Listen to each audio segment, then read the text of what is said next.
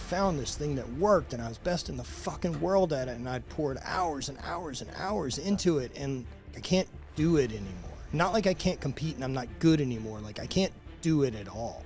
Why can't Elon Musk load his consciousness into them and then give it access to all the information forever? Like, so if you could give it his ability to problem solve and decipher, and then give him 1,000 years to keep getting better at stuff, like what does Elon get done in 1,000 years? 2025, we're more connected than ever, yet we're more disconnected than ever. All of our struggles come from I can't manage the abundance of food, I eat too much. I can't make good decisions when faced with too many options. I'm not interested in having the options removed by some governmental figure.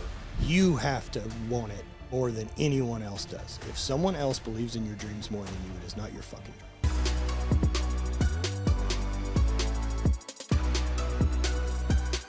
Dude, it's really good to have you on. It's been solid. I just sent you the photos from when we first linked up. Yeah, that would have been filming Drift to Lift stuff. Season 2. Season 2 of Drift. Yeah. Yeah. We were shooting Tannerite. Where did you get the idea that, like, I'm going to do Drift to Lift where I go around and hang out with really smart people, and somehow I ended up in this situation to where we're shooting Tannerite and can guns. What was that? Yeah, thing? the can cannon. The can cannon. Yeah, it's an AR attachment that'll shoot a 12-ounce can about 200 yards. I'm like, sure. We were using it as skeet. This guy is shooting a YouTube show. He wants to shoot some guns, and I was like, okay, sounds cool. Let's do this. Yeah, who would have thought, right? Yeah. So that whole thing started. So that's like 2015. Yeah. So 2014 would have been the first season of it. Okay. At that point, so I had won second World Championship, was doing YouTube already, and the dream for me is to like film this travel show. Like I'm so influenced by Anthony Bourdain and all these other things that like I want to do. It was really good, dude. Dude, I really tried. It was really good. And there was this period of time where like I was trying to pitch it at that point to like Reebok or some different sponsors or any of this, and I just got so frustrated with how long everything takes that I was like, fuck it, I'll pay for it, let's go. And then I found my buddy Brock, who had like filmed our wedding and had done like a bunch of BMX videos, and I was like, I got an idea, do you want to try to do this with me? And we did. And Was so, this like, before or after Hey Brands? Hate would have started later that year. So Drift to Lift was first. Yeah. So you had no money to back this thing. My career. Yeah, my real job. But I always thought, for some reason, I thought Hate came first. No, because Hate would have been like And then- October of 2014. And so this would have been around the same point. Like all this was moving the same direction of like, I'm doing the YouTube thing. I'm starting to get some interest. I want to do something else. And at that point I was really working on like trying to get sponsored by Reebok at that time, because they were sponsoring fucking everyone. Yeah. When CrossFit came in, like early influencer days. And yeah, the hassle of getting someone else on board, I just said, fuck it, and filmed it myself and put it together. But like that trip, the first one, that's the first time I met Kelly Starrett. First time I met Jesse Burdick, and then spent time with Mark. And like Mark was doing slingshot like out of his garage. What? Oh yeah, yeah. Like we're at his like old house, the first one I met him, and he's like shelves of slingshot stuff in his garage. He was back then. He was right out of his garage. Wow. So you saw that at the beginning. Yeah, I was there for all of it. Wow.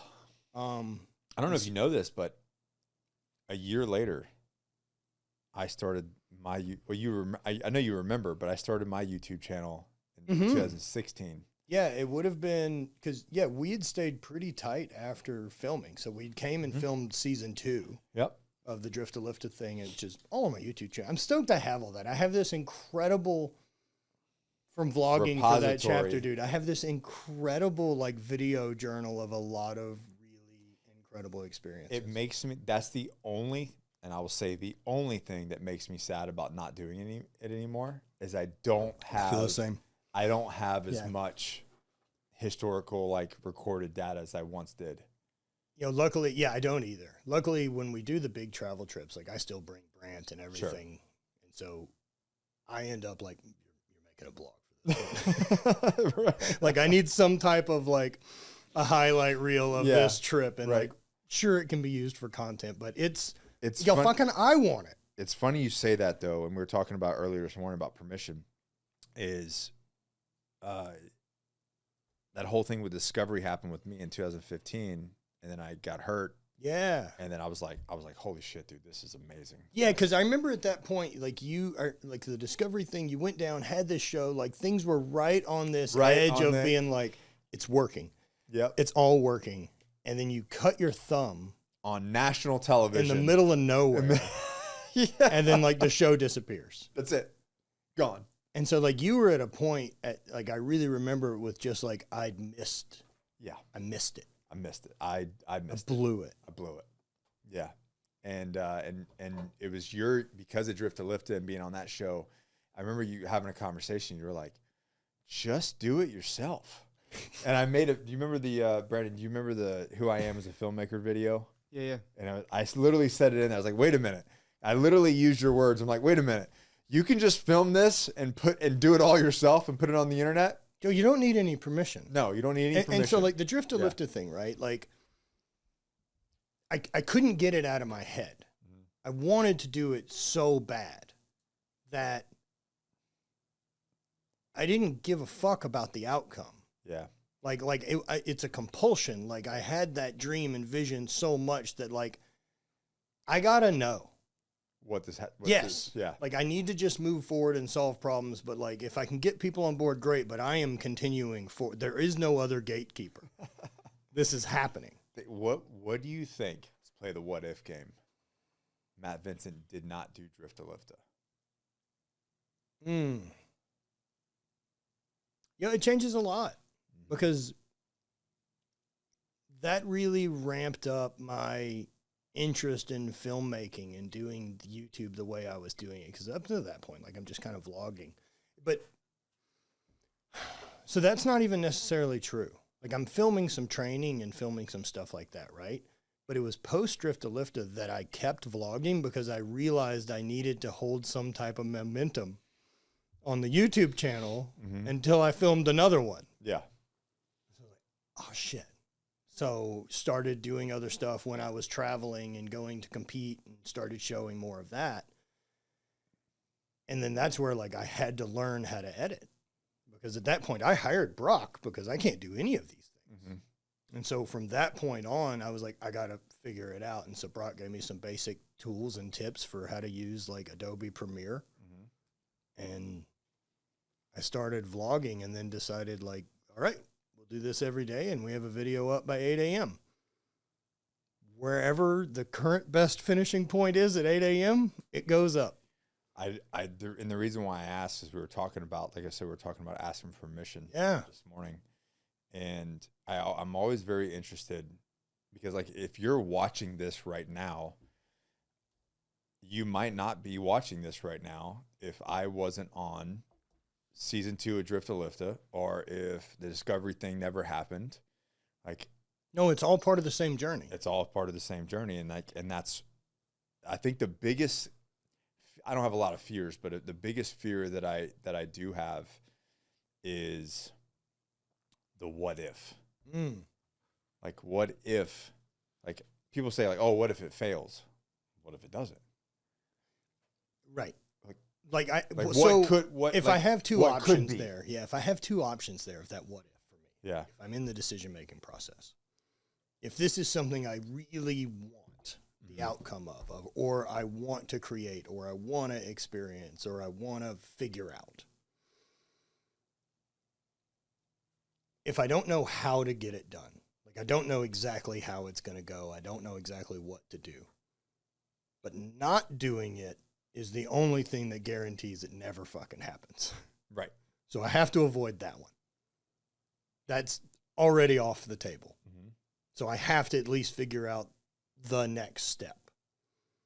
But in any of that, like, man, you can get so hung up on trying to figure out what step 200 is when I'm trying to scale 4 years down the road and you haven't sold a single thing yet. Right. Like it's step by step. Like you're going to learn whatever problem 200 to solve is going to be at problem 175 anyway. So like get out of your own way and just start solving the first problem, which is, do I have a product? What do I want to sell? What's the thing? What's its intention? And then you at least have some type of direction for the compass and move forward. So you have a very interesting story, and I don't think people realize how weird it is. It's very weird. Is it? Yeah. Okay. I would love your explanation of why my story is weird. Here we go. You ready? Yeah. Louisiana boy. I'm gonna tell Matt Vincent's story. Louisiana boy grows up.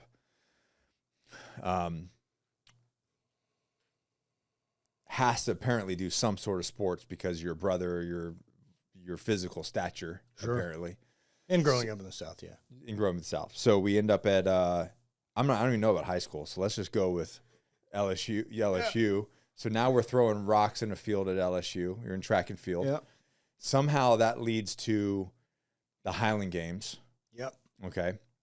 Which makes sense, right? Throwing rocks in a field at school, throwing rocks in a field at... The gap in there is I opened and closed a bike shop. No, hold on. Yeah. Hold on. At some point after college, right, you end up being a sales rep in the gas and oil field? Yep. Okay. Now, is that after or before the bike shop? After. After. That's totally after that ass kicking. That was your 5 first years failure. of like, I'm never going to be an entrepreneur again. I will happily take a paycheck. You got your ass handed to Oh, you. yeah. I got out of there with, I don't know, So real 50K quick- in debt. So, sweet. That's Sick a at 24. It's essentially That's an infinite amount of money. That's an infinite amount of money at 24 years old.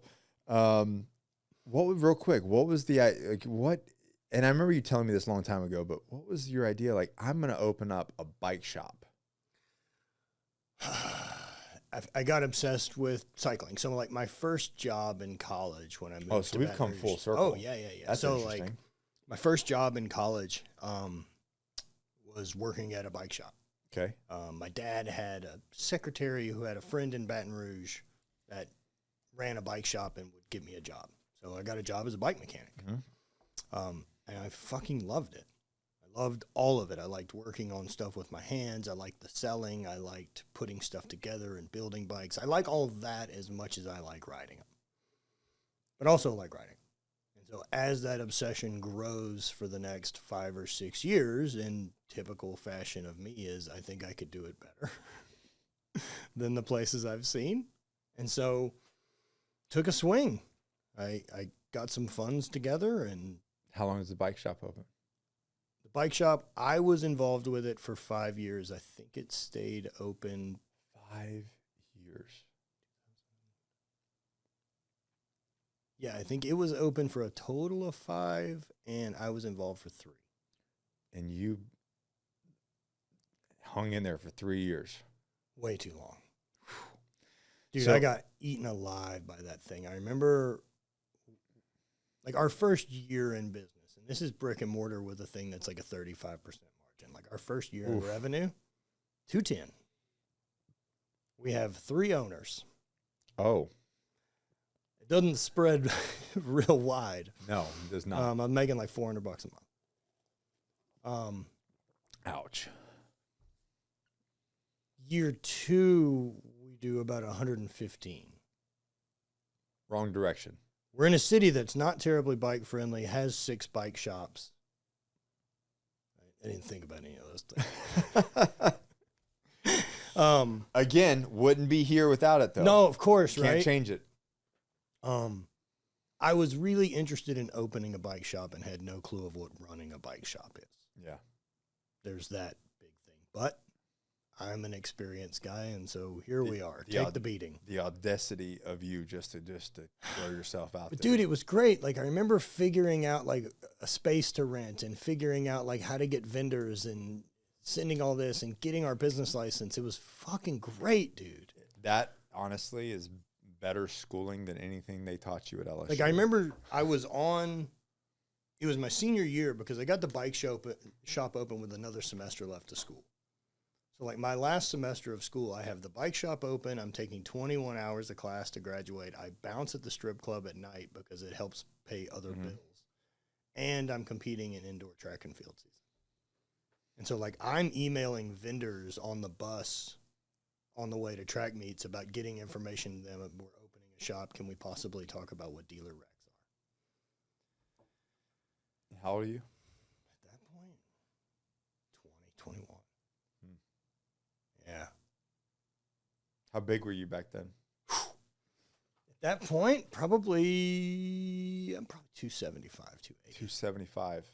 Normal cyclist. Normal cyclist. Normal Guy cyclist, getting into yeah. bikes. You would better off probably been selling throwing rocks. Fucking anything. But anything would have been a better But you got to choice love than those that. tuition payments, man, because that's true school. Yep. That's true school. Yeah, I learned a ton from it. Yeah. And one of the things I learned was like, oh, you just have to keep moving forward and solve the next problem. Yeah. And we have so many more resources to solve problems now than we did then. It's great. So, Matt Vincent, the bike salesman, failed bike salesman, Yeah. into A really shitty job next. really shitty A really job. shitty job selling home telephone, like bundles to save you money. I'm working for like a third-party company. Those guys. I'm working in AT&T stores, Oh no. like wearing a cheap suit. But Yeah. I'm 22 working at AT&T store. It's not a well-fitting suit that I No, have you the look like option you of. Yeah. got out of your dad's closet. Oh, yeah. Yeah. Plus, I'm bald and big. I look like a thumb. But, and so, like, that happens, that job, which it's not a cool feeling job to, like, be proud of. Like, I don't have a desk in this AT&T store. Like, I have a clipboard, and I have to just approach every single person that walks in the room. How I can save you some money. On your home telephone. There's a fucking iPhone for sale. And I'm talking about home telephone services. Perfect timing. But it's sales. And so it's talking to people, and I do relatively well at it. Other than I ended up quitting it and going to back at the strip club because working at the strip club I found less gross. Really? We're doing sketchy shit at the strip club. Sure. No doubt about it. There's Yeah. lots of scams. There's drugs being sold. There's a bit of prostitution. There's a lot going on. It's not a nice club I'm working at. We are in Louisiana. Totally. And we're not even in the city. We're in Prairieville.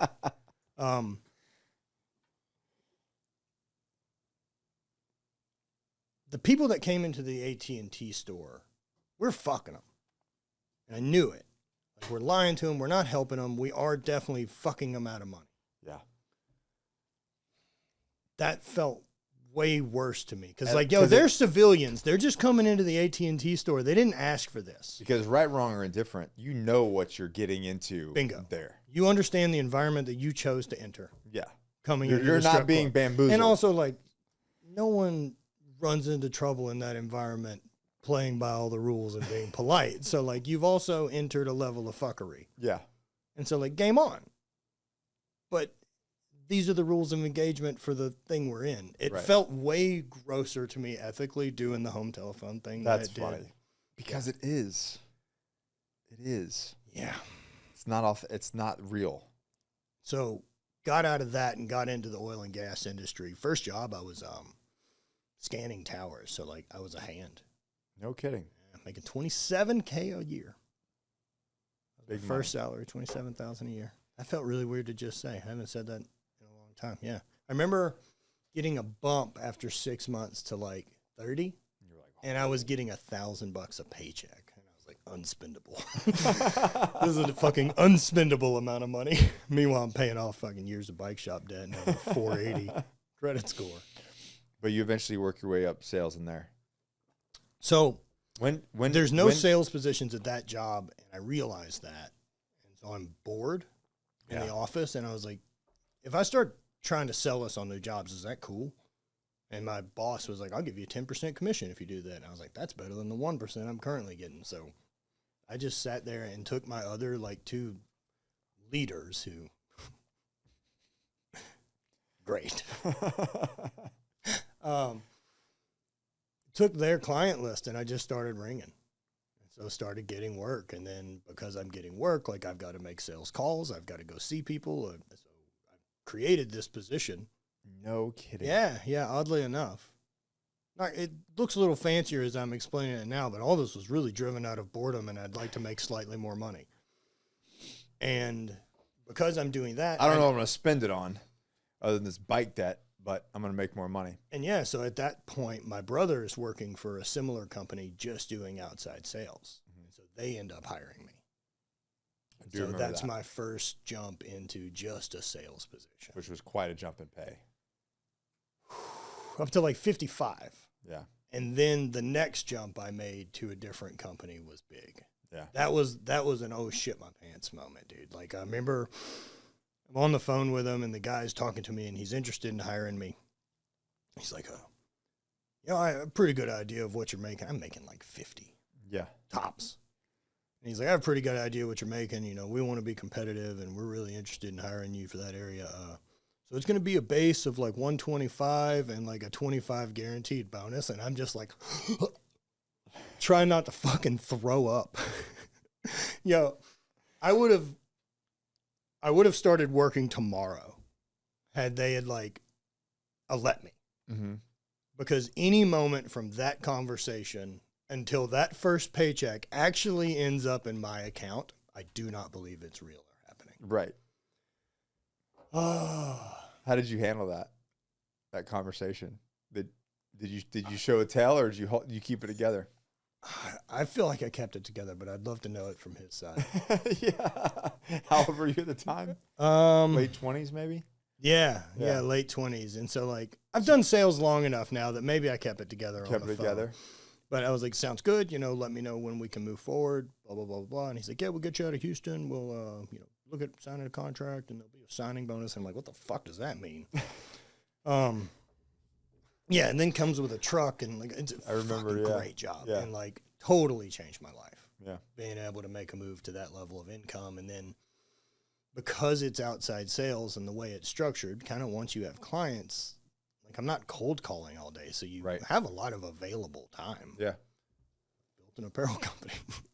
I was doing YouTube and all that during that job. And that was also the same time that you were competing in the Highland Games. Yeah, so the Highland Games would have started 2008 as an amateur.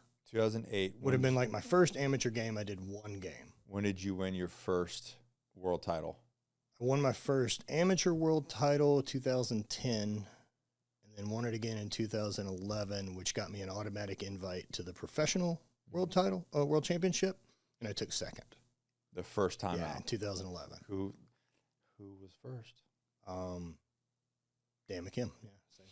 Yeah, as it always was. Fucking Dan McKim. Yeah, God dang it. Yeah, he's incredible. He's so hard to beat. He was your nemesis for a while. I came out to that game, and like I had just finished the amateur world, so it's like 2 weeks after. I'm primed. Yeah. I have no expectations to do well at this thing. So I just fucking let it rip. Threw like 5 PRs and like just went to work. I do well. I can perform. Yeah. Like when it's go time, that's where I'm absolutely my happiest. And so like I like making decisions and feeling the anxiety. Where was this world? Where was the world? This world New Hampshire. At? New Hampshire. Moon, yeah. Oh, this wasn't even overseas yet. And then next year was Fergus, Ontario, where I won. You won the world championship. Year. Who took second? Mike Bukowski. Oh, okay. Dan took third. Dan knocked him down to third. Yeah, I don't. What happened that day? Mike threw great. When the last event ended, I thought I had taken second to Mike, and they were like, "Oh, you won by a half point." I'm like, "Get the fuck out of here." Game of inches, my friend. Yeah, and I mean, took second again in 2013. Shit, I have no memory. I have not thought about that game at all. 2014 was back in Scotland, and I won that one. That was the second world. Yeah. That was the last one. That was another by half a point. No kidding. Yeah, last event. Like are they always that close? No, some of the others that Dan beat me in were not. So you have to be really on your game. Yeah. And Dan has to screw up. So it wouldn't just be Dan's screw up. It would also kind of then be a mixture of like the other field. Okay. Because the events that I was better than Dan in, I was much better than Dan in, like Stones or some of it for a while. And I needed people who could finish second, third, and fourth between me and Dan. Is he too big for the Stones? Is that the No, problem? no. He's good at it. I just was throwing very well. Okay. He was still throwing further than almost everyone else, but occasionally we'd go like international and we get a different crowd of throwers to where they're good at the events I'm good at. And so they put some spacing between me and Dan because the events Dan's good at, which were the hammers, like I'm never going to be close. I don't have to be close to Dan to win. I just need to be better than everyone else. He is a massive human being. Huge person. Yes. Incredible athlete. Yeah. But It's just so crazy to think that you were the small one there. Yeah, out of that group for sure. There was like At one guy 280? smaller. No, you were over. Matt Darty was like 250. You were over 300 at some point, weren't you? Not in the Highland Games. I was over 300 doing strongman. Okay. So like, What was your highest at the? 318. What was your highest at the Highland Games? I was probably 290-ish for some of it, but I really was at like my best fighting weight, like 275, 285. With the strength and power. Yeah, strength, power, speed. So, back to the Matt Vincent story. Highland Games, outside sales rep, started an apparel company, and so wrote a book first. Oh, hold on. Started an apparel company. I'm just going to wrap it to the end. That goes before the apparel. So, okay, wrote a book, apparel company, YouTube, outside sales rep. Eventually, I remember this. We go all in on apparel company. Yeah, got fired in 2017. Got fired. Kind of a blessing in a way. Yeah. Well, I knew it was coming. We talked about it. Yeah. Yeah. You're like, I'm going to ride this train as long as I can. I'm going to build as many resources so that I have some escape velocity, man. And anyways, fast forward through all of this. Plus, there's like years of this like very traumatic knee thing that you dealt with. Yeah. That's a whole story into itself. But then we land. It's bizarre. We land in probably, in my opinion, one of the best performance and mindset coaches in the United States. Thank you, man. It's been like an experience-based learning system. I'm like listening to you talk sometimes. I'm like, what the fuck happened? Yeah, a lot. So A lot mixing happened. all of that plus dad dying and kind of having this awakening to really embracing the fact that like I'm gonna fucking die. Mm-hmm.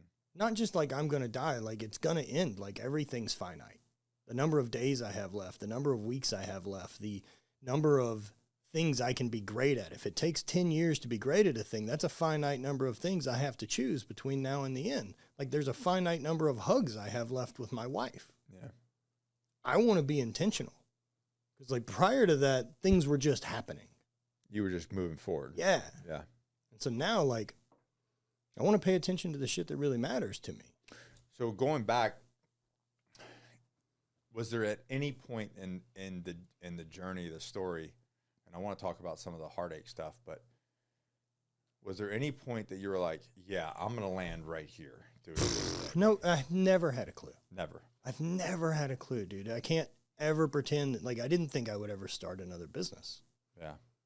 And then I was so obsessed with the Highland Games thing that I was traveling to go meet other people to learn as much as I could about strength and conditioning to benefit that thing.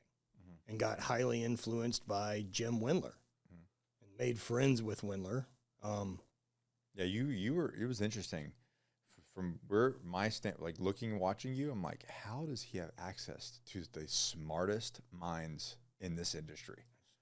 So the World Championship thing was nice because it opened a few doors. Sure. Right? But like two-time world champion at this thing. Helps Yes. with strength and conditioning Absolutely. industry. Being someone any of those people want to talk to a second time is a different skill.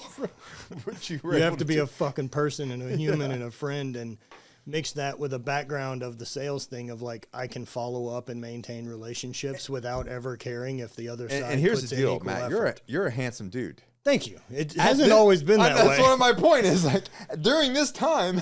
Yeah, it's going great, man. This 40s has been sick. The fact that you were able to accomplish this whole second conversation And I feel like you almost, there was one picture that you posted that I'm like, I feel like he's pushing too hard in this direction. Like, you're like, let's see how weird Matt can get. Yeah. How big and weird and strange Matt can get. Yep. It's been like you said it before. You were like, what'd you say? I look like a thumb. I look like a thumb, dude. I was fucking bald. Didn't have any hair. Couldn't grow any facial hair.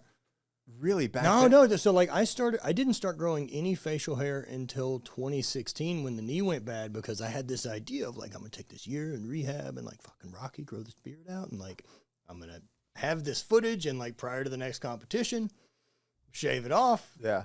Fucking ready to rip.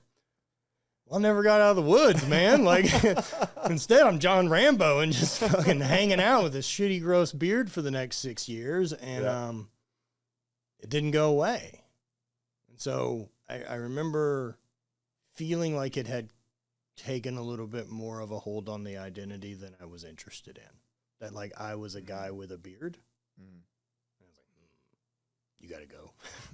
I remember that. Yeah, I You're shaved like, it off. I just felt like this was a little more to control. Yeah. Probably like where I sit. I don't even know what I look like without a beard anymore at this point. Yeah. To look some old I don't photos. like clean shaven. This is something I'm currently really trying to sort out. Because I shaved it all off, and I was like, that was a mistake. Dude, when we were in Afghanistan, I remember Josh shaved his beard off at the end of that deployment. We've been 9 months, and we've already left. We're on our way home, and he has to shave, right? Because we had to come home clean shaven at that point. Bro, he teared up. He would like had an anxiety situation connection with this facial hair. Yeah. And then you look at yourself, and you're like, oh, I look like a penis. Yeah, the avatar you've built in your head is really interesting, that all of a sudden, like, your facial hair is part of it. Right. That makes me a little nervous. Because then, like, how does that carry over the rest of your life, that your branding is, like, you lose freedom? Right. You know, I'm not into that. Yeah, would people watch me if I shave my beard off? I don't know. You definitely start wondering. Yeah. You know, am I keeping the beard only for me? Would I have this credibility that I have without the beard? It does add something to it. Next time I'm on here, I might shave it. I'm not shaving.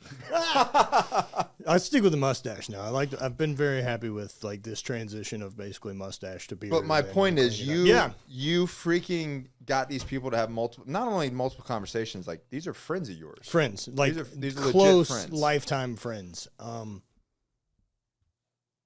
I was very aware doing those things that part of what I'm filming the Drift to Lifter for was to get access to the person. You know, one trait that I want to highlight on this is my opinion. You would reach out to these people and you would be friends with them and you would do like this media stuff. You never really ask anything of them. Never. Like ever. No, never. And I noticed that I was like, this is all. Well, like say even like you and I staying at Gunner's house for that weird. Yeah. What a strange week. It's an experience. I want to be around them. Yeah. Like, that's my thing. I have enough work to go do on my own. I don't need you to support my fucking dream. Yeah. Like, I have, like, the reason I would hang out with Kelly is there was enough people around the Bay Area that I wanted to see. I would just set up home base at Kelly's house. Mm-hmm. And so then I got dinner and night and morning routine with Kelly. Like, that's the first time I got exposed to, like, morning routine with hot and cold sauna breath work. Yeah. Was just, hey, I'm going to go do this. Do you want to come? Yes. And I would fuck think off people, all day. I think people, I feel it now, and I think it's got even worse, is they almost come at you with like, this is what I need. Yeah. You know, you've seen that. Oh, for sure. But this was a trait that and maybe it was and honestly, it's probably a very smart sales tactic. There's a lot of that's built into it, for sure, just subconsciously. Do you ever meet John Bailey? I don't know. Redhead guy, sales rep. Your paths might have crossed at some point, Sornak, something like that. Doesn't ring a bell name-wise, but that doesn't mean anything. I noticed him, and I even brought it up to him years afterwards. Like, he went and met people and would go do deals without doing a deal. Mm-hmm. He just wants to meet people. Well, okay, so I realized pretty early on, and I still hold this true, that, like, my training methodology or my products I've made or the t-shirts or anything owning the apparel company. There's no magic in that. Like, I'm putting ink on a t-shirt.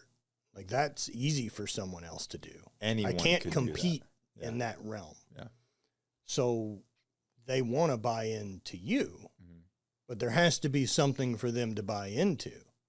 I got really lucky that I'm a very curious guy and had a strange interest in people. And I kind of figured out that after becoming friends with Wendler, when he was very much this first like iconic person that I had read online, and also he's a bit mysterious and like no one's friends with Wendler. You're right. He's still that way. He's fucking Howard Hughes and like fucking high. Yeah, you can't go watch him nope, every day. you can't even like No. get him for a thing No. if you so. I started in my spare time. Like if I had a couple weeks free, I would set up sales calls around Ohio. So I would go to Toledo or go to Lima and go to Cincinnati or into Kentucky to where these refineries were. But my hotel was in London, Ohio, where Jim lived and where Elite FTS was, where I wanted to train. And so I would drive out 3 hours in the morning to go have lunch with a client in Toledo and drive back because I could be there at 2 when Wendler's at EFS to train. And I'm not being a creep. I'm just in the same space, and then recognize a pattern from the sales thing too of like, people won't remember you until you meet them 3 times. Interesting. Yep. Third time you come around, it's like, oh, you're going to be around. There's a different thing that switches in people after the third time. So coming out the first time and having this big ask, that's not the... Nope, there wasn't any ask. There was no ask. No, I just came back a second But time. there's people that do, and I think there's a lesson there. It's like, I think people need to be more patient. Well, you have to build a relationship. And that was my second thing is you have to build a relationship with people. That's what I was going to say with John Bailey is he'd meet somebody. He wouldn't get a sale from that person 4 or 5 years later. Right. He's because it's a side effect of building relationships. So he was focused always on building relationships. And then all the stuff, he's like, everything else just happens organically after the fact because I'm the dude. I mean, and they think about me and they go, oh, John's the guy for this. I mean, but that's how many times do we have to hear it, right? That you're an average of the people that you keep around, or your network is your net worth, or whatever cliched bullshit around this. But it is true. And so, like, if you're going to choose your crowd, your environment, your people, I want to choose people that are better at all the things that I'm interested in than me, which makes me have to deal with the ego of always being shittier at it than everyone I'm around. Right.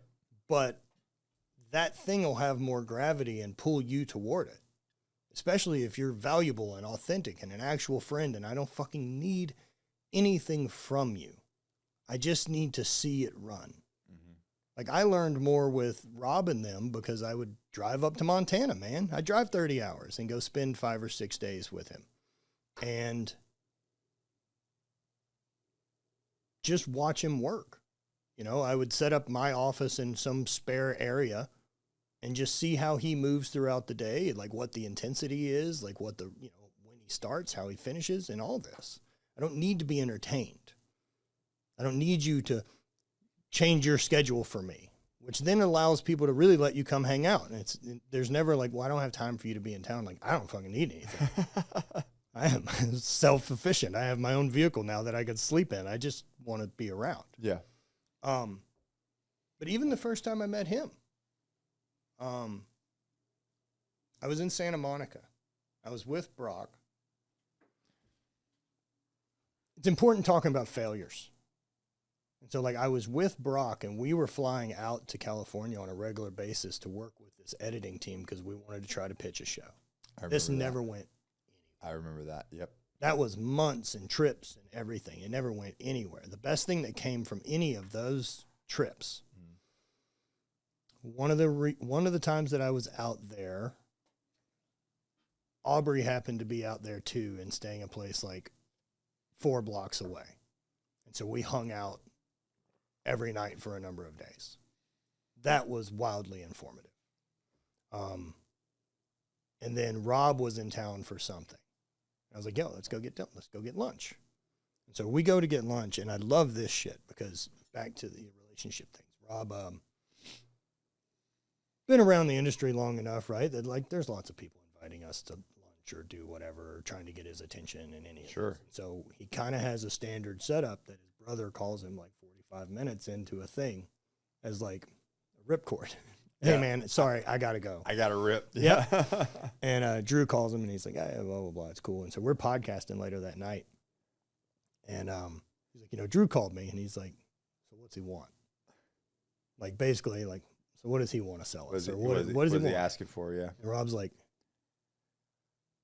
I think he just wants to be my friend. And I was like, yeah, that's it. Like, I want to be around other fucking lunatics that are chasing their dreams. Like, it's fucking hard, man. Yeah. And it's a lot to figure out. And if you're trying to explain a lot of this to people who aren't, it's too much.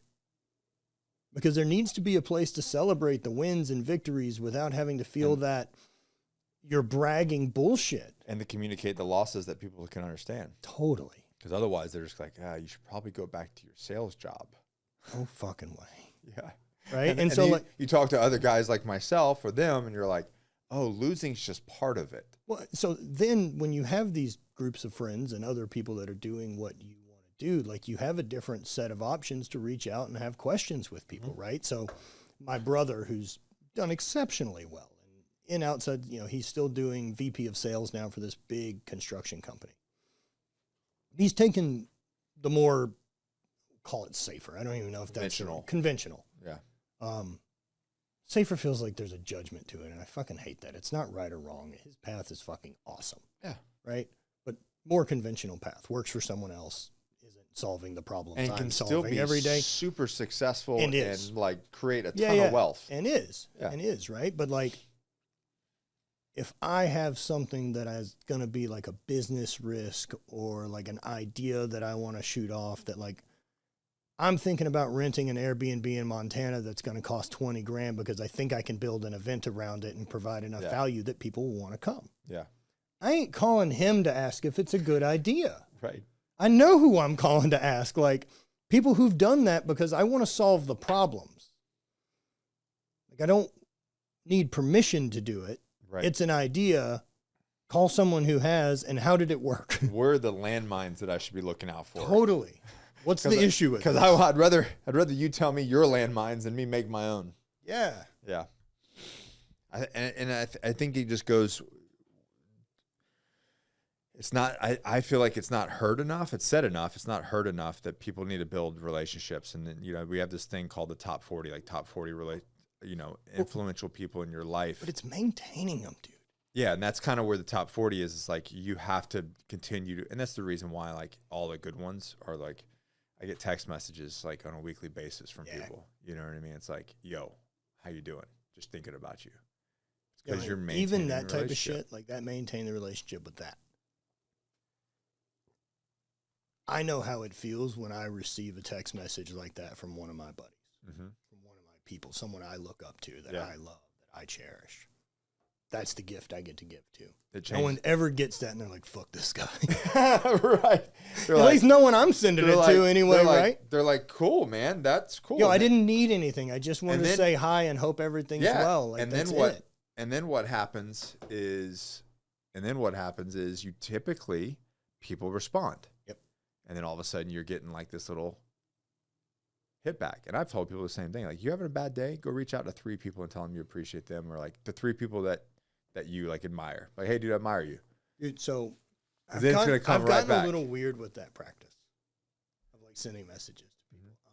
I basically will just do video now because I don't want anything lost in the 85% of nonverbal communication that happens only in text. I like video, and I prefer voice text. Yeah. So you can hear me. So in the my text comes across very flat. So occasionally, like when I'm on a long drive, like I'll run into gratitude and kind of stuff like that, and things I'm thinking of, and memories of people. Yeah. So like in the last probably year, I would say people that like I've sent that message to. High school track coach. I sent him the message about just how important it was having someone as interested in this fucking thing as I was, and cheering me on. Which led to right? Everything. Yeah. Fucking everything. Everything. Or I sent one to my boss that fucking fired me from the last company I worked for. Like, not just thanks for firing me, that type of thing. But like, thanks for the opportunity I had to ever work for you, because that provided me such a new income and lifestyle and freedom to have time to chase another thing that I was totally in love with. You also supported me traveling. Like, fuck man, I owe you a lot. Yeah.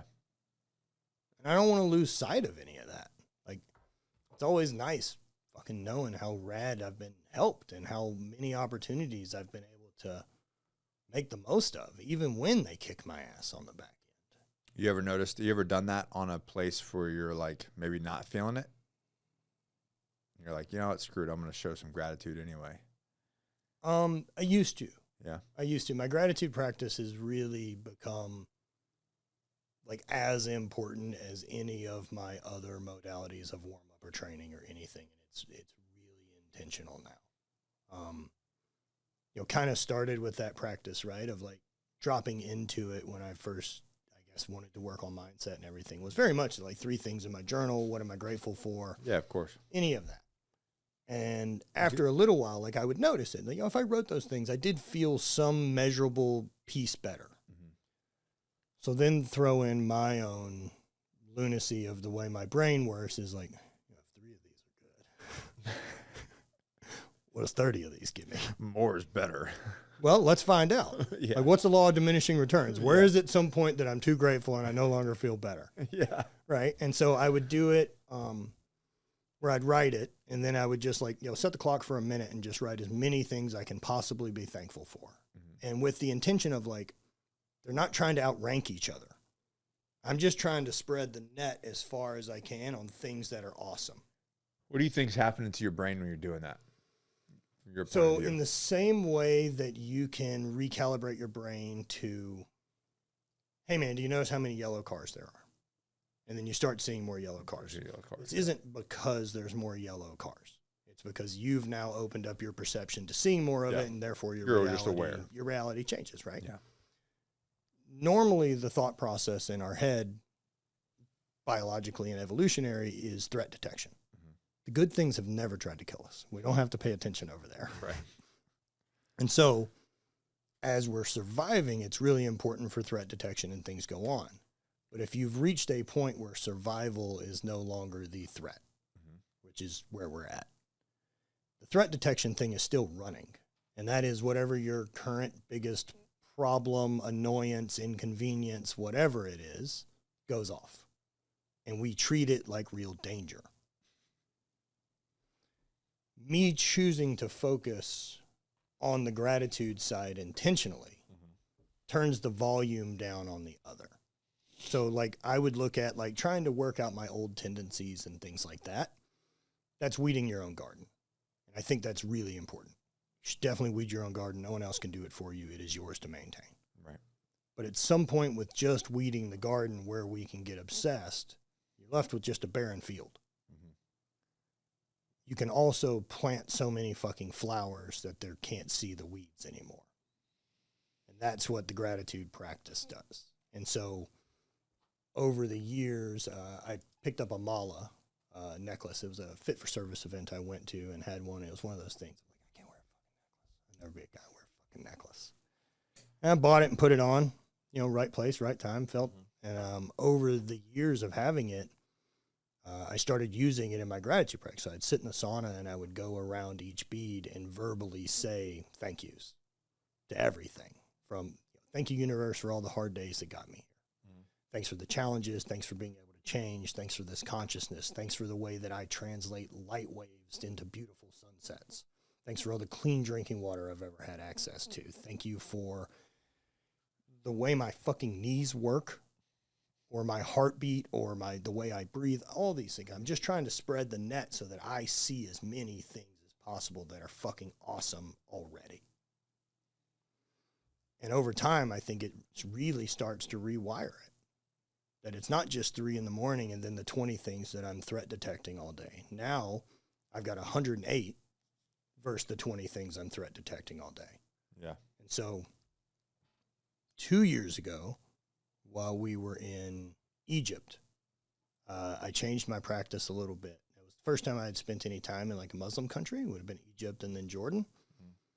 And I found the call to prayer really, really interesting. It's jarring at first, as you know. I've listened to it quite a bit. My memories are slightly different. Sure. I don't give much of a shit about religion, but I thought the mechanism of what was happening there. So like if 5 times a day I stopped what I was doing, returned to being present, made an intentional movement, which stand up, stand down, drop back into your body, out of your head, and then pray, which for me, that's gratitude. So what if I do this mala thing 5 times a day?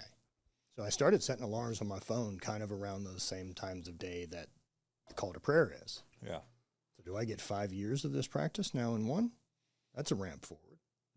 And what I've noticed is how much better my autopilot system is. It just stays there. So I remember like when we first met, you still had a fuse. Oh, yeah.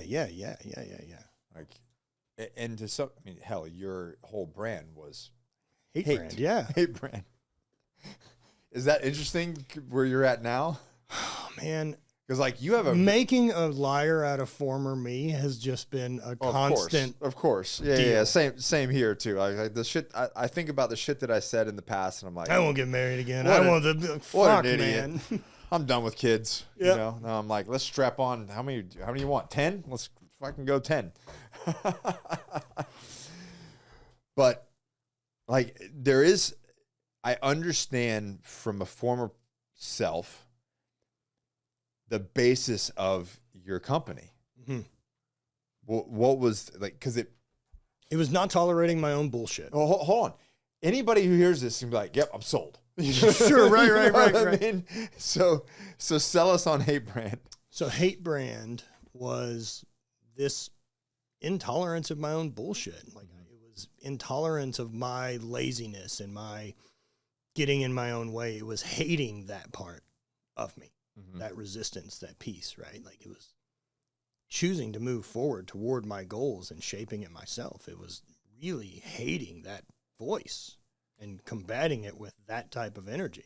And I remember you wrote a blog about it in connection with performance on the field and utilizing it for fuel. Oh yeah. That's that fire, man, that like, fucking hate the excuses. I hate all this shit. And like, that's the reason to show up every day and do all the extra work and to fucking put yourself in compromising scenarios to see how you come out. Like at some level, do you still, so for sure, like, I for sure still embody every bit of that. Yeah. And I would say in the sides of like personality, I look at the split and dichotomy of personality, whether that's masculine, feminine, whatever you want to call it. Yeah. That's my motherfucker. And then the other side's the monk. Mm-hmm. And so, like, the motherfucker is how I get anything done.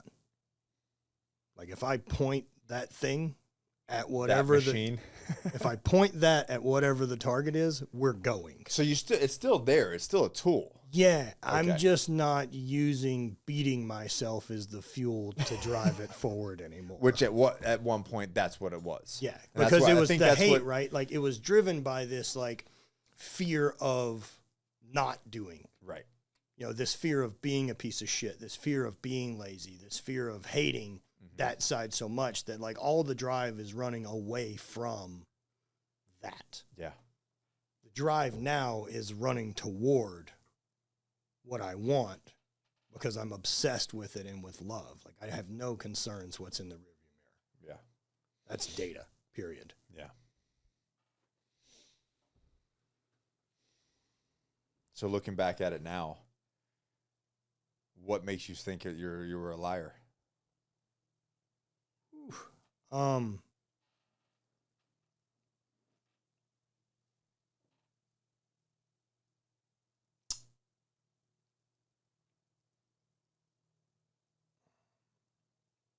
A lot of it was driven out of not good enough. Yeah. That like there's still a thing to prove. Yeah. I could see that in my younger self, especially in special sure. operations. Yeah, like I want to be recognized as a thing. Like I know that like me personally, I have this internal feeling of like I'm capable of something.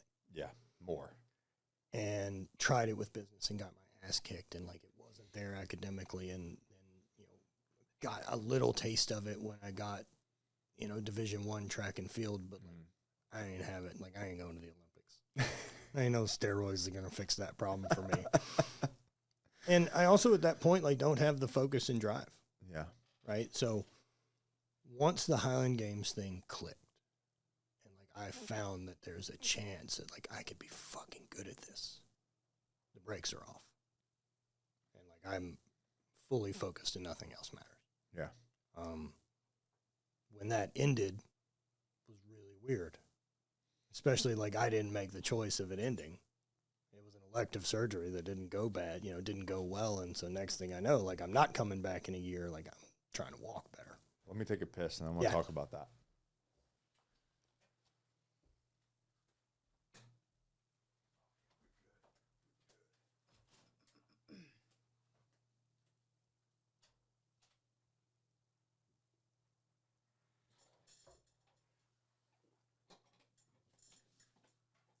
Chair slowly shrinks over time.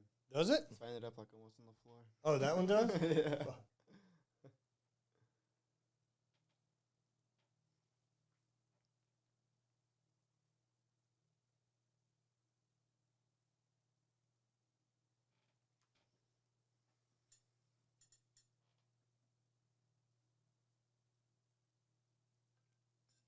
Probably get you to send me the whole raw. Okay. I'll get my team to edit clips too. Okay, yeah, I can do that. Like, because they'll be recorded on separate tracks. Or just like edit them together and then send you the whole thing. Yeah, that'd be great. Okay. Or if you just want to send me my side. Okay. Yeah, cool. It's easy.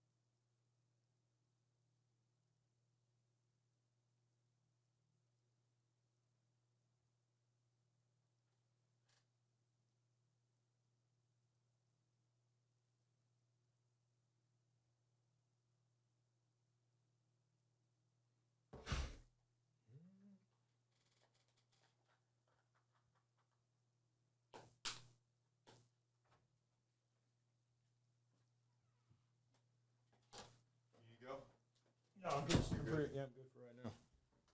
This is great fun. You warm? You turn the air on? No, I'm You're good? Toasty? short shorts on. So your freaking knee, you just wore it down. Yeah, that was a challenge. So it was hurt than the last time you won your second world title. So I tore an ACL in college. Okay, that's Got where it started. fixed. Okay. Successful. 94 days after surgery through a PR. Okay, so successful. Went well. Yeah. Tore it in 2000. Same knee? Yep. Okay. Tore it in 2006 at a skate park when I owned the bike shop. Not doing. Bro. Why is it always that way? So like, Why is it always that way? I don't know who this kid is, but so I'm at skate park. I'm on this big roller.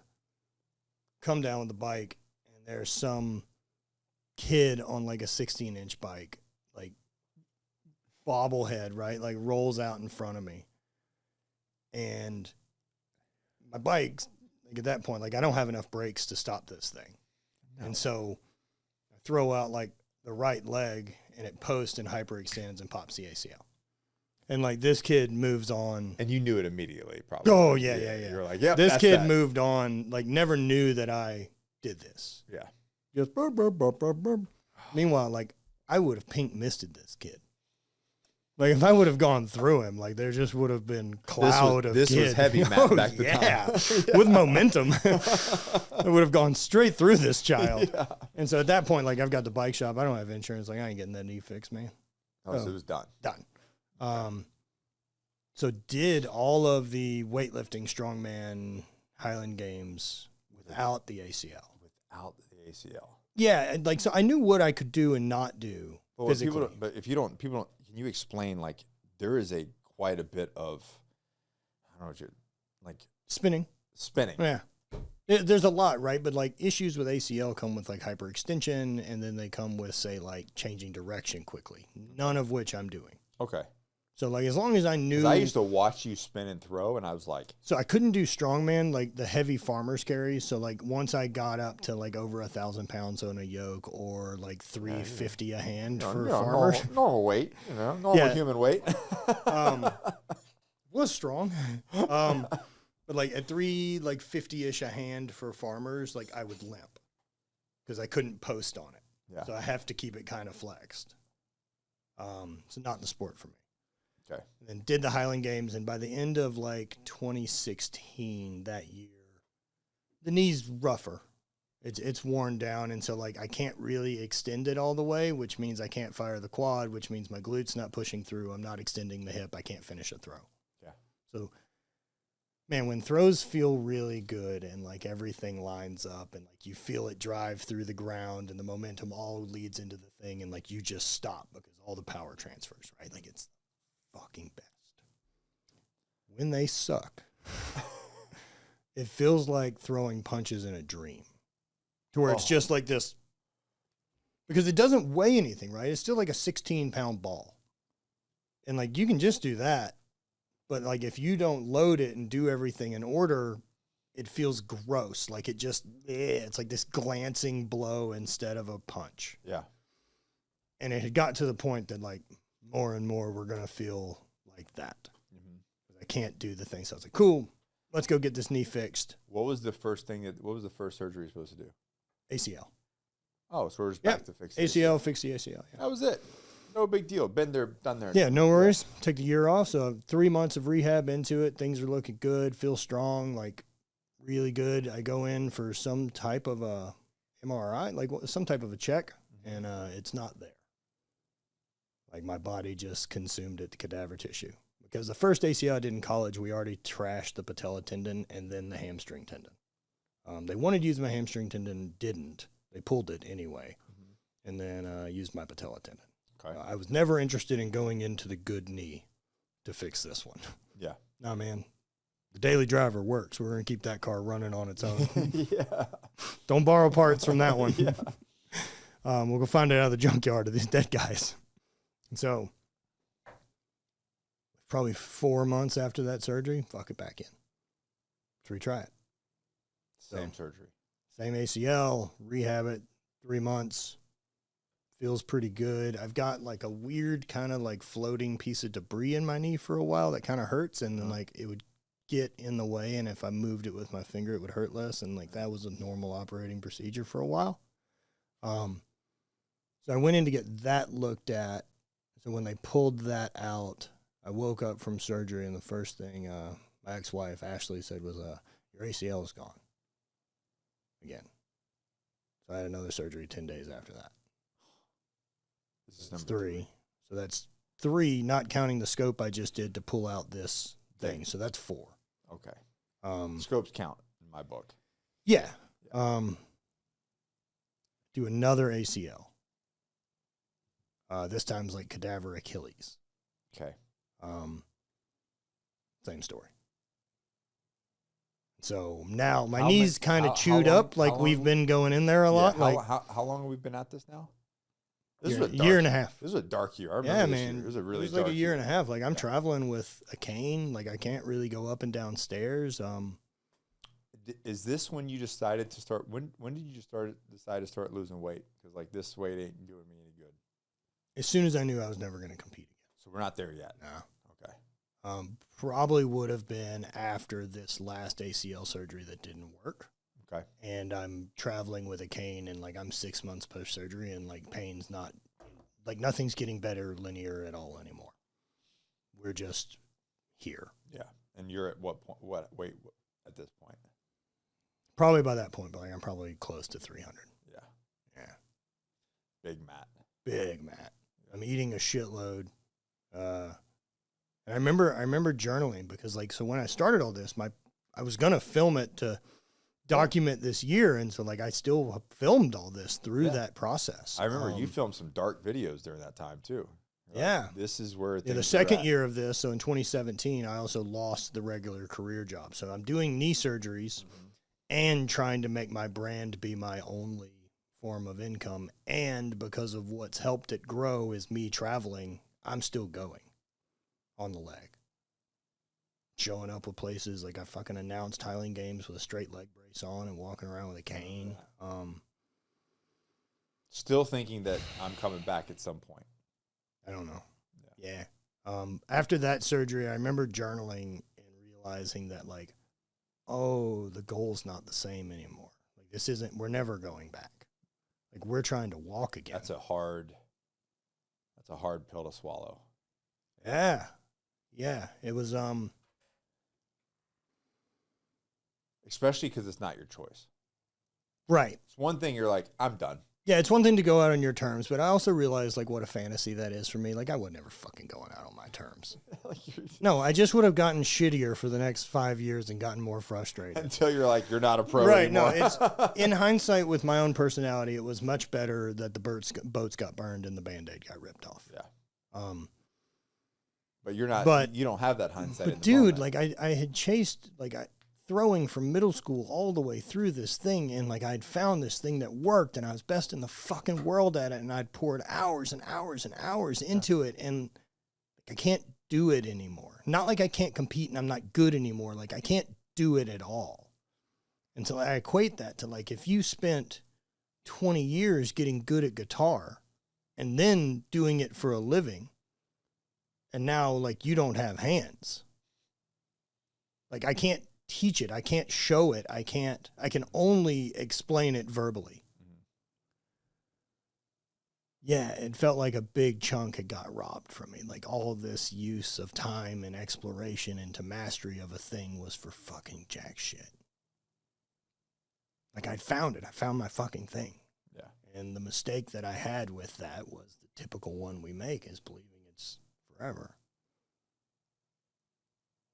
How cool that it was, you know, on the backside of that now where I land on it is just how much gratitude I have that I ever found something. That was my exact feeling is how many men never know the level of self-mastery of a thing. Yeah. The thing that they're like.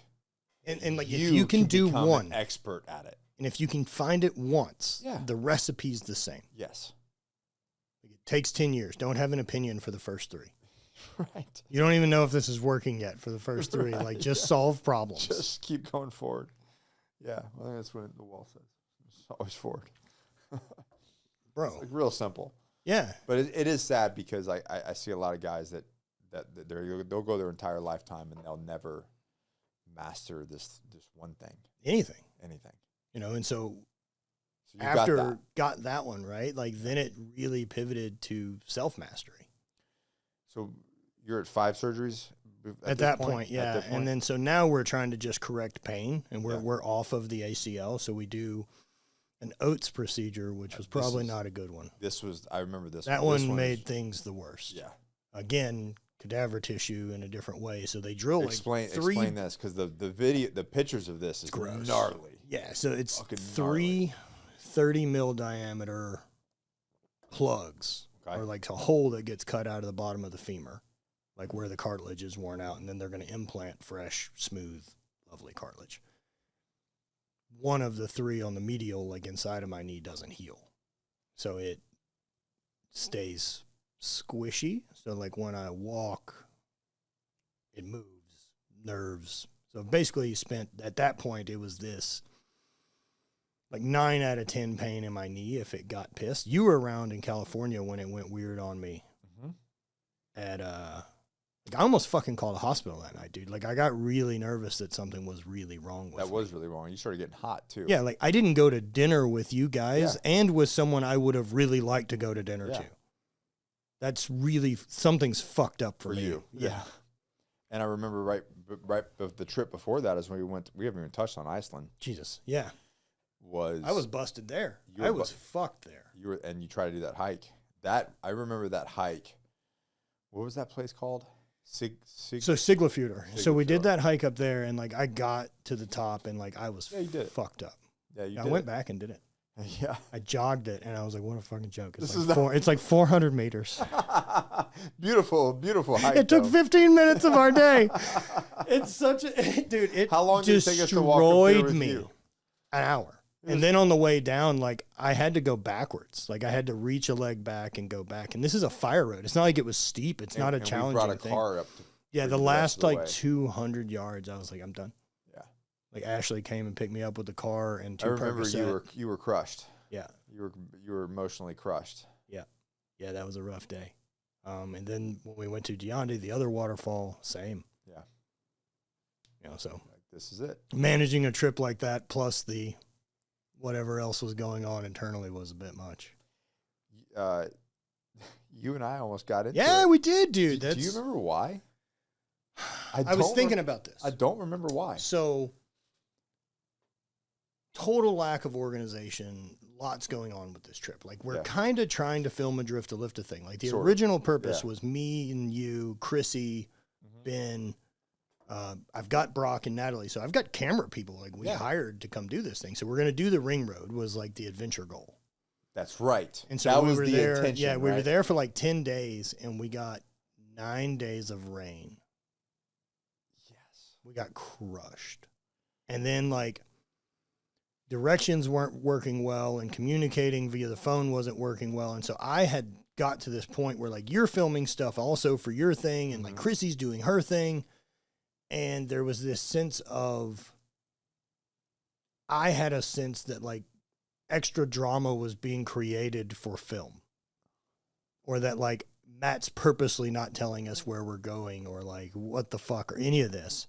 And again, because I don't have the ability to communicate properly at that point in my life, you and I got into it about something about managing stress, or like I tried to say to you like how like I'm trying to deal with a lot of fucking things right now. And I think you were probably just having more fun than I could stomach. So just to put you back, at ease, even though that it was a complete disaster operationally, Mm-hmm. fucking rad trip. It's a rad trip. It was such a rad trip, man. Yeah, I wish I would have appreciated it more in the. Isn't that always the hindsight? I look at my So like military I do career, now. Like I refuse to miss it now. That now you're Fuck yeah. because of those kind of stories. in Yeah, your life. man. Because Yeah. like I realized that in hindsight after a trip that's the best trip I've ever had, or like that was a highlight moment. Why was I worried about some dumb shit? Right. Like, and I tell this to young guys in special operations. I'm like, guys, listen. The politics and the BS that you're complaining about right now was there when I was there. It ain't never changing. It was there 20 years prior to that. It's going to be 20 years after. This thing that you're doing is fucking cool, man. Just have fun. Yeah. Because it's going to end. That part. That part. Like that chapter will end. Well, even the freedom of us all having the time to go do, like, there's Right. so many parts of it. Like, that I can't even do that right now. No, right? Like- And then, yeah, it took me 2 years before I got back and actually finished the ring road. I went back and did it. So we did it. It's all documented. You can see it on Matt's channel. You can see it. You can scroll way back on mine and see. Yeah. I think we did like, I don't know, 8 episodes or something like that. Something. Yep. I look back at it now, it's like a little cringe, but we did it. I think we hit, I don't remember the milestone, but we were sitting in this weird place that you got us with like an outdoor pool. Interesting spot. Mm-hmm. Do you remember what I'm talking about? It was like in the middle of nowhere. Oh, yeah. So this would have been like after the ferry. yes. This would have been like our first stay in the West Fjords after Yep. the ferry that we Yep. stayed in. That guy was like, oh, it's great. All your passengers can get drunk. They have 5 hours. We're like, what do you mean? right. I love that rule in Iceland. He's like, you have a 6-hour drive. Your passengers have plenty of time to get drunk. Yeah. And I was like, they can drink in the car. He's like, yeah, why couldn't they? Why couldn't they? And I was like, well, what's the legal limit for driving? He's like, 0. And I'm like, that makes a lot more sense than the way we do this. but they're not driving. Yeah, why isn't that the rule? That makes really logical sense. Do whatever the fuck you want. No one, you're the one driving. Right. Zero booze.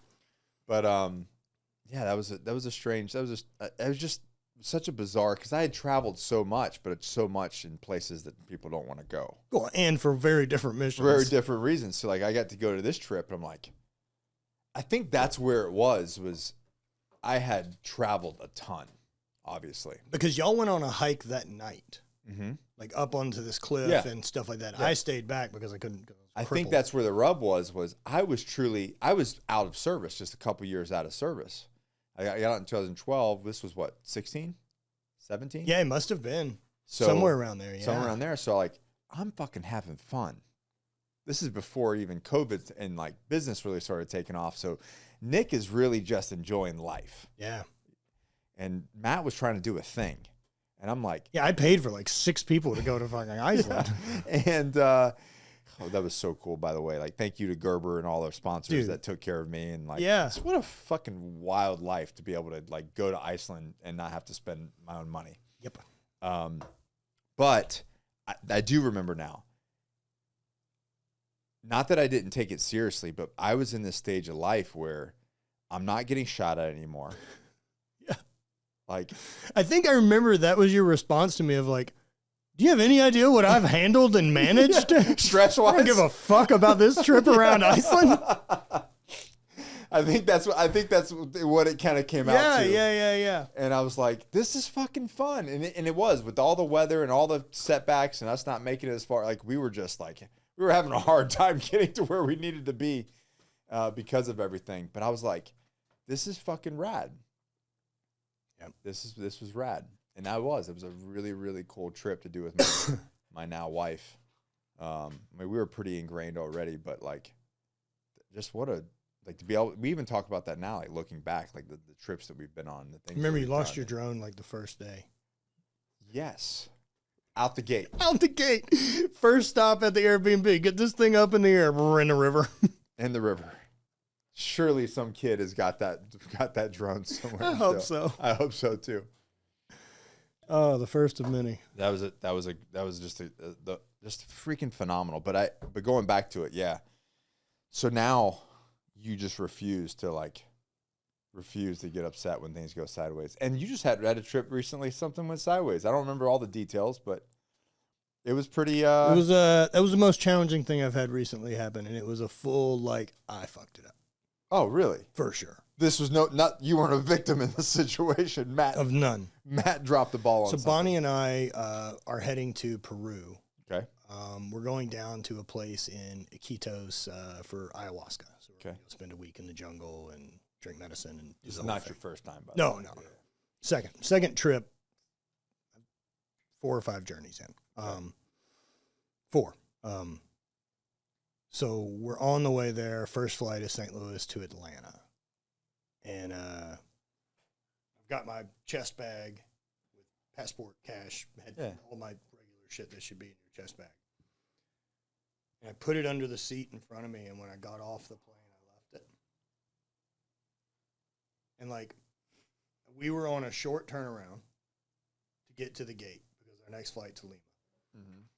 Run through the Atlanta airport, which is gigantic, as they're closing the door. Like, we could, if we can get on. Mm-hmm.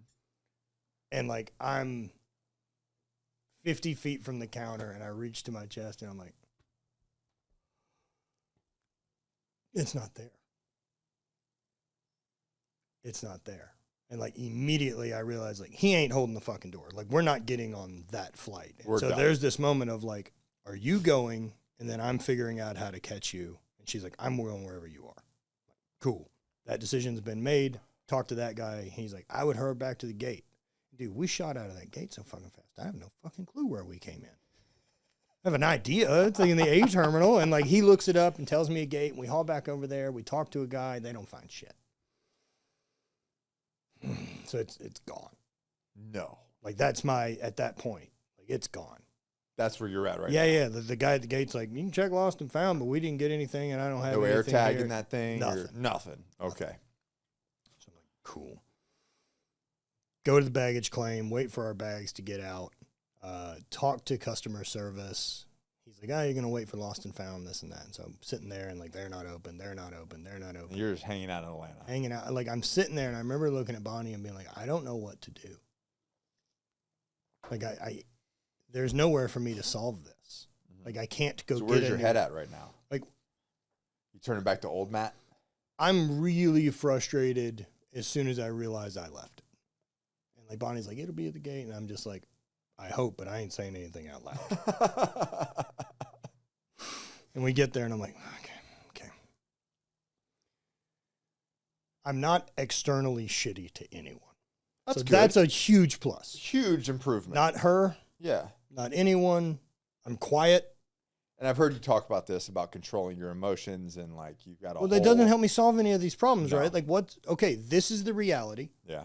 This was not a personal attack by the universe for me to get offended by. You left your bag in I the fucked truck. up. You left your bag. There's a momentary lapse in judgment that's a huge expense and cost now. Like the crime is not worth the price. It's like Brandon. knocking up a check in your 20s. Brandon's laughing because something very similar happened to me recently doing the exact same thing. I wasn't traveling out of the country though. Yeah, it got so solved. get to the baggage claim, talk to them, and she's like, you had to leave the... we're not continuing on. You had to I can't leave the fucking country. Like, there's nowhere for me to go get a passport. So you left security. Oh, yeah. Oh, we're okay. up by baggage claim, like talking to them. She makes another phone call and checks another gate, and they have it. So she gives me a slip. I run through security, run through the airport, grab it. My passports are in it. My cash is gone. Also noted and expected. And if you would have asked me 30 seconds ago, would I have spent that $1,500 right then to have all my shit back? I would have happily given it to you. Yeah. No big deal. Move on. This is an idiot tag. This was your price of being a fucking moron today. $1,500 $1,500 is the tax today for you being focused on something else when you got off the plane, then you're shit. Lesson learned. Yeah. And so now, like, run back to Bonnie, and now it's problem solve of, like, how do we get to Peru? We've got passports. So now I'm on the phone with Delta trying to find flights. We book a flight to JFK, which will then get us to Lima, then get us to Cusco. Okay.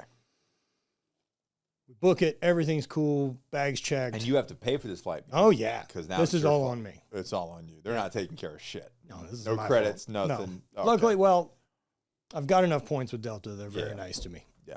So they're helping. Delta treats. If you're loyal to Delta, I'm a diamond and have been for a long time, and like they do very good job with us. They do a very good job Thank taking you. care of you. Yeah. So they get that flight booked for me. Bags are on it. Everything like that. It's delayed. And it's delayed like an hour and a half, which means we're going to miss the connection in JFK to get to Lima. So now I'm back on the phone with Delta again. What can we do? They're like, we can get you to Miami and then to Lima. Like, book it. And they're like, no problem. We'll take care of it. Matt and Bonnie's on another adventure. Book, bags will get rechecked. It'll be fine. Don't worry. You'll process all this shit when you get down there. Of course, like I know, I'm like, there's no fucking way those bags are going to get there. This is way too many steps. And like they already got loaded on the JFK plane. Like, so we get there, and I tell Bonnie, I was like, I wouldn't expect our bags to make it. We'll solve that problem when we get there. Yeah. Sure enough, we get to Lima. So you get to Miami. Yep. So get to Miami, get out of Miami fine. Okay. Get to Lima, no bags. Yeah. They don't know where they are. I'm like, they're JFK. So I'm like, we're on the phone with LATAM and then also Delta. No one has a real good idea. And so like there's frustration around that. We're continuing on to Cusco, but we're only in Cusco for like 72 hours. And so like if our bags don't make it to Cusco in 72, if they get to Cusco after we leave, like ain't nobody going to get them. Yeah. We're not heading back. Yeah. So we continue on to Cusco after filing as many things as possible to do with that. And with no bags for like a week in Peru. So we found some, whatever the equivalent of Peru's Old Navy is this story, like Toppy Top. Mm-hmm. And we both went in there and just bought a full wardrobe of like blank T-shirts and shorts and Yeah. like, solved the problem. Yeah. Found a $20 bag from a tourist stand. Like we're set. We'll move on. Our bags show up. I kind of almost at this point in my life almost prefer like I'm gonna grab my little backpack. Yeah. And then when I get there, I'll get everything that I need. Yeah, but like I brought clothes to like wear in the Amazon for like ceremony and shit like that, right? Like, Sure. who gives a shit? But Like they wear clothes down there, right? yeah, So Bonnie's bag's not showing up is more of a hassle than mine. I can see that. Yeah, Yeah. they have things. They have things. Yeah. Like, Lots of supporting roles in that bag. I need very little out of my packs. Yeah. But yeah, our bags eventually show up. We get them from the airport, and the rest of the trip goes pretty smooth. But an old me would have really lost my shit, and then I would have turned it on Bonnie and created a hassle, and then I would have spent a big chunk of the rest of the trip dealing with that fuck up. And like part of me at this point in my life believes that because I handled it the way I did without letting that fuck up bleed on her, put that venom on her, that's why the universe found my bag. That it's in those moments is the universe given this chance of like, are you who you say you are? Or are you going to default to the lowest training? And like, that's the same for athletics. Like you default to your lowest, to the quality of your training. When like you're what tired, your practice your brain's is, right? you're not thinking clearly, everything. Stressed, anything else? You're just going to go fight back or flight. to the baseline. And like that's where I really look at the gratitude practice while in the sauna, the gratitude practice while in the cold, like the choosing to do those every day helps really mitigate that it creates some bit of a separation between the immediate feeling I'm having that feels like it wants a reaction and what I choose to do. So going back to Iceland, if I went to Iceland, same trip, same everything, but this version of Matt, how would you have handled things differently? Oh, I could have very easily pivoted. Yeah. To like, all right, this is what we're shooting now. I would have pivoted very quickly. And like, look, I learned a lot because we did the motorcycle thing a few years later. That's right. And that was very different. Very different. And that was a great experience. You were chill the whole time. Well, I looked chill the whole time. Oh, you did it really well. So because that was so well, but also so like the guy that was helping produce it from India. I just realized maybe I'm the problem with this weather situation because that was shit. Though. It was shit, dude. We got crushed on that trip in that storm. We started in Charleston, South Carolina, and went all the way to the Keys. All the way to the Keys, and it was. Yep, we got beat. I will never forget. Dude, we're hanging out of the back of a minivan, like filming with a gimbal. Like, oh my god, it's so run and gun. We're on this bridge, which we should. I don't know why this shot was so important. In the tornado situation, and I remember looking over, and you look at me through your visor and the helmet, and you're like, "What the fuck are we doing?" You're like, your face. Dude, I was like, "Yes, I don't know." Those trips, are those took years off my life. The stress of those horrible weather, the stress of those, the figuring it out, the then like managing the role of like stressed production team. Yeah, that. The guy helping has a lot of my old ability to not pivot from a plan. Yeah. And I'm now playing this middle ground of like dealing with the stress of production, but I can't let that show to the guest. Yeah. Because then it crushes the vibe and the conversations, and anything we're putting on film looks like I'm stressed and miserable with my production crew. And you have a whole bunch of personalities with you. Not only that, like I have to find like all of the people are my friends, like doing me a favor to come on this fucking trip. Yeah. You know what I mean? Like, man, and then like the stress of like, we're on motorcycles on the interstate filming out of an open van door. In a storm. Yeah. With passengers on the back. I'm so glad no one got hurt, dude. Oh, that was a miracle. On any of those. The third trip, we got 5 days of rain in the Pacific Northwest, 40 degrees. Cool. Glad I missed that one. Sick. Yeah. I just remember shivering all day and riding and just watching the miles count down. I remember getting to my hotel 2 of those nights, like after just CNS is on full alert. Oh, you're the whole day. Brutal. Plus being cold. Plus we're still trying to film. Just being on the motorcycle alone. And we're trying to film and we're trying to get in position and like, the guy full tears 2 nights of just like overwhelmed stress, like manage it tomorrow. just get to the hotel. Just get there. Like whatever forward progress can look like to get us to that hotel. Again, my point of view, great fun trip. Exhausting. Yes. Super fun and interesting. Super fun and interesting. Yeah. They were that trip for those three, like that for Brant and I, like we refer to that like that's NAM. Dude, like there's no other project that'll ever pop up that we're like, we don't know if we can do that. Like it's easier than filming 4 people on a motorcycle covering 1,000 miles in 6 days. We can do it. We can do it. This will be, it's fine. Like you're moving at foot speed. This is easy. Jeez, dude. That was, what a, just absolutely wild. You take some wild trips, man. Yeah. Doing that with Indian was really fun. That was a really cool experience. So like got a chance to really try to host a travel show, right? Like that's what gets us there. A lot of that comes from like I shared a bunch of those as resume. But, like I produced all this. Yeah. I shot, wrote, directed, edited, all of it. Scheduled, planned it, paid for it. I guess a kind of a plug. You and Bonnie do this, I guess you could say professionally now.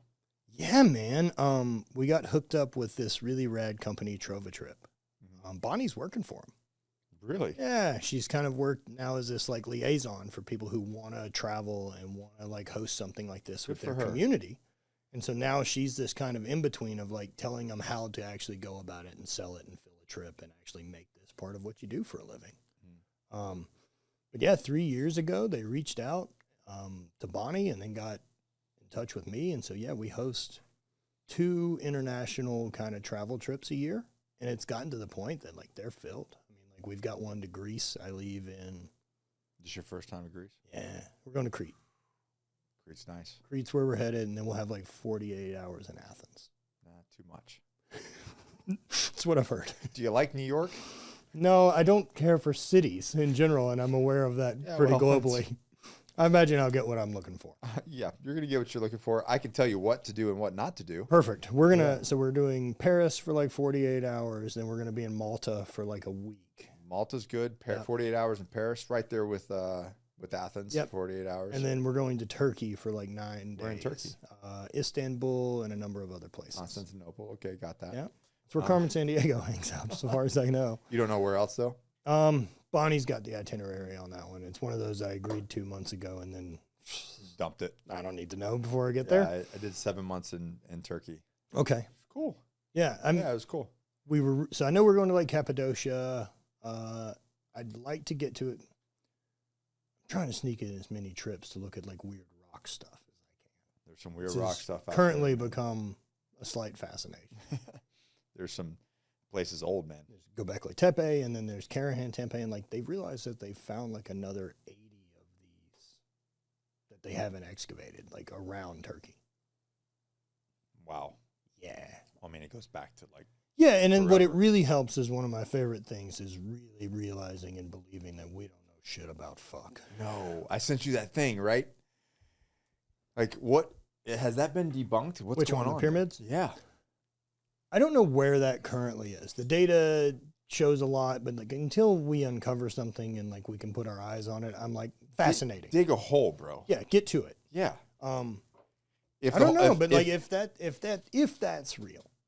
I mean, if all of Egypt like powers up for something because there's so the 0 point energy thing, like that whole idea of like pulling energy from the quantum field is super neat. There's a cool documentary, Lost Century. Hasn't that been? I've seen some. Hasn't it technically been proven at a small scale? Yeah. So like that's Tesla. That's all these people. Like there's a number of inventors who've allegedly pulled this off, but they all end up suffering from the same type of thing of this crazy inventor syndrome where they don't ever tell the secret sauce. And what seems to happen is they all die. Interesting. Yeah. And then their warehouses don't get ransacked. So, 0 point energy. Hold on. Let's go back. Like for anybody listening or watching, Matt and I we'll get into conversations about the origins of human civilization, and we kind of question how far that goes back. And you pointed me on to some things to listen to and watch. It's interesting, so.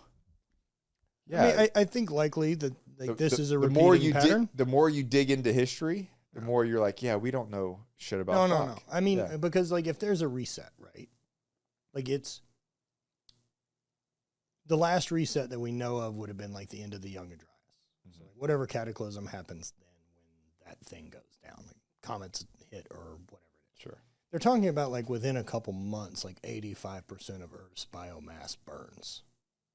So like population drops to almost nothing. And so even if things are advanced and rolling then, like that cataclysm kind of wipes the slate clean. And then you have like 5,000 years before Samaria. So if it only takes us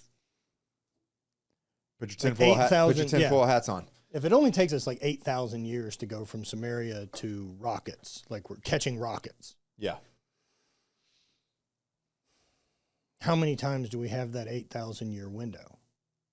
A lot between any of these cataclysmic events. And so like even shit with like the poles changing or any of this stuff, but like when the reality of one of those cataclysms, you're talking about something that the ocean levels rise in a matter of days. The eruptions, like it's a reset. Like basically everything is then recovered in just mud and dirt, and it's been ground into nothing. Yeah. There'd be no evidence left other than perhaps giant stone-made things. But even go back further, like, no, we wouldn't have evidence of the last one before that. Like, there's no fucking way. No. Like, the cataclysms that we just can't really fathom a thing that big. Do you believe that there was, before us, at some point in Earth's history, that there was technology and power? Oh, like prior to what we currently have? Yes. Yeah. I don't think this has been a straight linear path from caveman to rockets. I think it's probably cyclical, just like everything else works. I don't know what the level of technology we could get to is. I have no clue to speculate on that, but I would say that it's probably an up and down of that cycle. It'd be rad just to get a glimpse. Well, and this may be the one that it's like, oh shit, they stuck with combustion engines. Like, yeah. You know, and if the first one, the last round, they tried this 0-point energy thing, but just like anything over time, look at how much craftsmanship we've lost in the last 100 years. I mean, I laugh about that all the time. It's not even the last 100 years. Which is nothing. Like, wait till you go to the Parthenon. Mm-hmm. Can't build it. They've been trying to just keep it from falling apart for decades. Can't fix it. No, and we have stuff way older than that. I know. Like the stuff in Egypt or the stuff that I've seen in Bolivia. The stuff in Bolivia at Pumapunku is really, really wild. Like the dimensional cutting and like all this like CNC shaped blocks. And yeah, like, so what's your thoughts there? Someone's got something going on that we don't know of. And so like without speculating, you don't think it was just built by just a bunch of dudes in loincloths and slaves? Don't. Okay. That requires a couple of other things, right? Like, so if it is a man, like some crazy manpower thing that we're just going to throw humans at it. Yeah. Say like the pyramid theory that we're just going to throw people at it. You're still talking about moving those stones 500 miles. And so like that would require this entire industrial complex of like, who's feeding these people? Where do the calories come from? Because if they're busy doing this all day, now there's a whole nother system that has to be built on growing crops to feed these people to have the work. It's same with the Parthenon. If you go to the museum, which I highly suggest you go to the museum while you're there, it's on the bottom level of the Parthenon's up on the mountain, and then down to the level is the museum. Okay. Really, really rad. But it basically has a video where it explains, I don't remember exactly how many miles, but it was something like 500 miles. They took these, they made these stones somewhere else and then just brought them up the mountain. So all I can tell from all of these things, whether it's Göbekli Tepe in Turkey or the places in Bolivia I've been to, or the pyramids, or the fact that there's the same type of megalithic stone construction on Easter Island. All over the world? Yeah. Yeah. There's some technology afoot. Mm-hmm. whether that's giant saw blades. I'm not trying to say technology like magic, but just something going on that isn't hand saws. Yeah, I don't believe it was magic. No. I believe it was something. Yep. And even then, like with the construction on these things, right? Like at Sexy Woman, like there's 100-ton stone that has 9 angles cut into it to only fit this spot in the wall, right? So if they have the technology to clearly do whatever they want to with stones, that part I at least have to yield, that they can do whatever they want to as far as transport, shape, place, do whatever. Right. How they're doing it, no clue.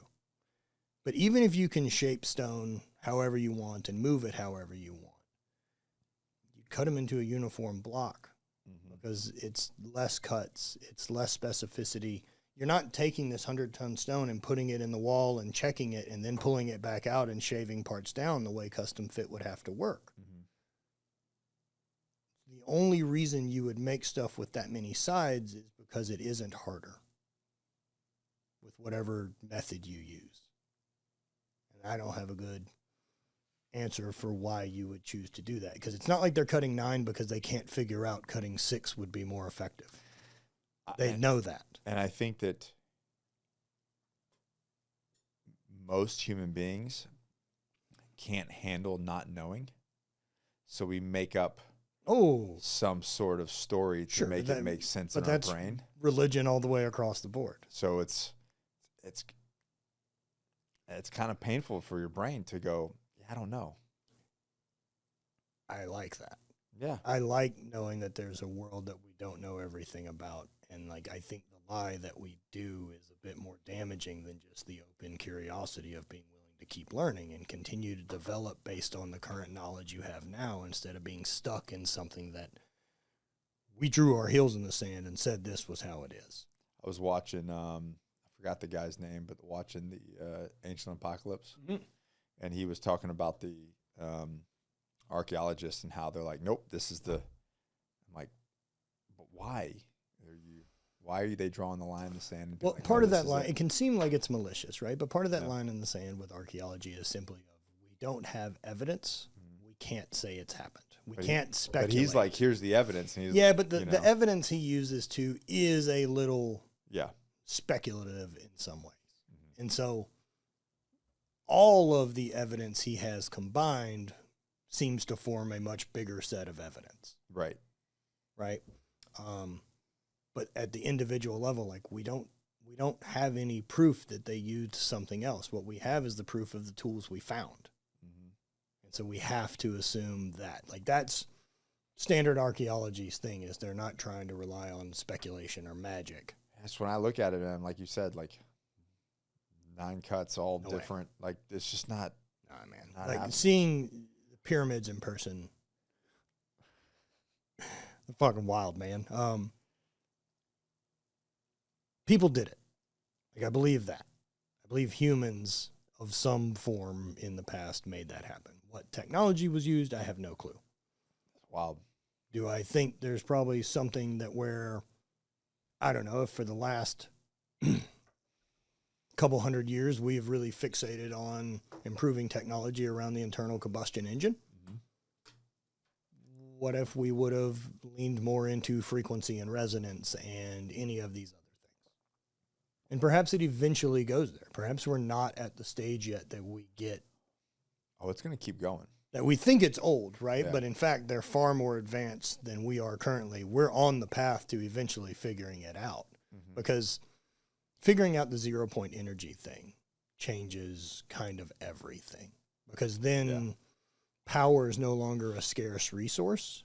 And so that can't be the thing we're fighting wars over, or that takes care of. Yeah, but unfortunately, before you get there, you're going to have a lot of people controlling that technology, which is probably already happening. Yeah, which is why wouldn't it? Yeah, like that's why people probably disappear. Yeah, I think as long as the species that our overall goal is still going to be focused on capitalism, we'll do a bit of eating our own. But it breaks through. It breaks through eventually. Like, I mean, that's what Robert Greene. So in the 100-year, the Lost Century, he talks about like what they're trying to do is like whoever the next inventor is that comes up with this technology, we want to buy it from you, crowdfunded. to post it on the blockchain. Hmm. I want to give it away. For the betterment of humanity. Then you can't rebottle it. Right. It's out. And so, like, what that changes, right, is like the reason we have droughts or any of that, we don't have a lack of water. The oceans are gigantic. Yeah. But it's really expensive to desalinate water at scale. This would take care of the power issue that it would involve to desalinate water. So now water's fixed. You would have all which of... by that itself changes everything. Yeah, so we don't need nearly as much coal or any of the things to produce power. Because at the end of the day, like all of our power systems are still very, very archaic. Yeah. Solar is a little trickier that I don't totally understand how it absorbs and does the thing. But whether it's nuclear, coal, or whatever else, like essentially what's happening is we're creating heat to make steam to turn a turbine to create power like an alternator in your car. Right. Like there's got to be a better step than simply just continuing to spin a water wheel. At what point do you think AI just starts to like... So the AI thing is really fascinating. I think it's going to start... So we're at such a, solving like an our problems Atari for level us. of AI. For So sure. this is what I think that could be really fascinating. Is you've programmed it, right? So like it gets an idea of your message and like how to speak and all this and your problem solving kind of ideas. And so 20 years down the road, right? Like where this is, why can't Elon Musk load his consciousness into this? And then give it access to all the information forever. Like, so if you could give it his ability to problem solve and decipher, and then give him 1,000 years to keep getting better at stuff. Like, what does Elon get done in 1,000 years? Because if then we can transport him into a machine. I mean, you can build a board of advisories now with him and anybody. Well, like, so if we want to have a research unit that puts Albert Einstein, Nikola Tesla, Elon Musk all in the same room after 800 years of experience. Like, I want those motherfuckers solving my problems. Yeah. Like, that's a really interesting... But the fact that you can do this now and we're like publicly, we're what? How many years into AI publicly? We'd like to be at the PS1 from Nintendo. Maybe. Like 5 years. You know? And We're really 10 like into it. And you can do those kind of baseline personality mixes now. Mm-hmm. Now, yeah, you do that another 100 years. I don't know what that looks like. Now, I do think the technology is dangerous. Oh, 100%. Because like I'm aware that there are people that communicate with it like it's a friend. I don't have a problem with that. Like if you're gonna use this thing as an advisor, it needs to know the direction. Yeah. It does not have a moral or ethical compass, and if it did, who put that in? Because I'm interested in who watches The Watchmen. Yeah. If there's not an inherent right path, why is it choosing that one? Right. I don't like that. So as long as it knows that, but if people are already communicating it like as a person, Yeah. like as a friend, as I'm in a breakup and I want to, what should I think be my therapist? Give you advice. We're not a lot of steps from, hey, I want you to be my therapist and look like Jessica Biel. No. There's also enough data that it's not too far to think AI video couldn't mock up a voice and set her in a setting that looks like you're having a live Zoom call with this person. Well, they're already doing that. Yeah, right. So Yeah. then with 3D mapping, how far am I from being able to put on something like an augmented reality goggle and sit in the room with these people? I think that's dangerous. I think the further isolation that we've done as a society and culture on the back end of COVID is trouble. That really pushed a lot of isolation. Like, this past year, it's funny you say that. This past year, I think that, and I've shared a lot about this on my social medias and especially with our community, and I feel kind of called to get people back together. Like, I feel like 2025, we're more connected than ever, yet we're more disconnected than ever. And you've been doing this for a while. That's kind of been your thing for, like, what, since you really opened Dope? Yeah. For the last 3 or 4 years after I opened that place up, we started opening it up for free on Sundays. Just to get people together. People want to come in and do the cold plunge or any of that stuff, come in. I also don't want to manage a gym.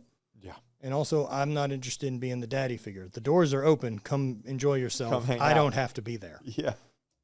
If it doesn't run without me, I'm not interested in this thing doing what it's doing. But then having it for retreats and everything else has been incredible. Like, I think the advantage of technology right now is I realize that there are people I vibe with more not in my local surrounding geographic area. So your connection point is better. Yeah, so I can reach more people and be like, holy shit, people that match my vibe exist. Yeah. But you still have to make in person. You cannot replace the interpersonal being in a space with someone, being able to have intimate conversations with a friend. I think that the technology of these groups are great. Like Josh and I have been running one for 7 years now. It's amazing. It doesn't touch when you get people together and break bread and share experiences. So I look at that, right? Like in those experiences, like doing that, like that is the macro dosing of that. That is going on the heroic dose of mushrooms. That is doing the Black Friday of your business. It's the big macro dose event, but there has to be the micro dose. Sure. And so the micro dose is the being on the consistent phone calls. Yeah. It's enough, but it only is really enough if the macro doses happen. That keeps the fire lit.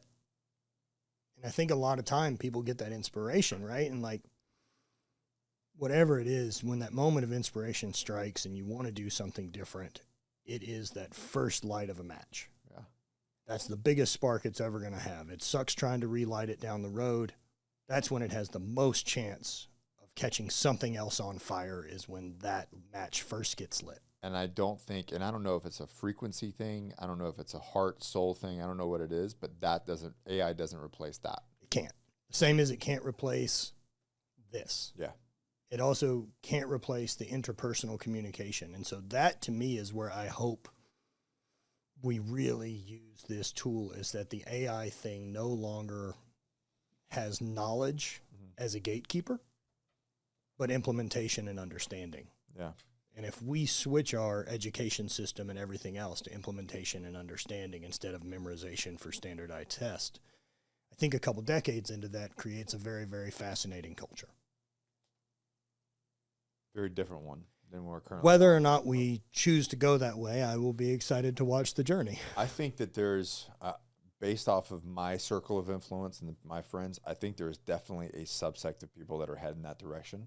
I mean, I know we are, and we are with my son.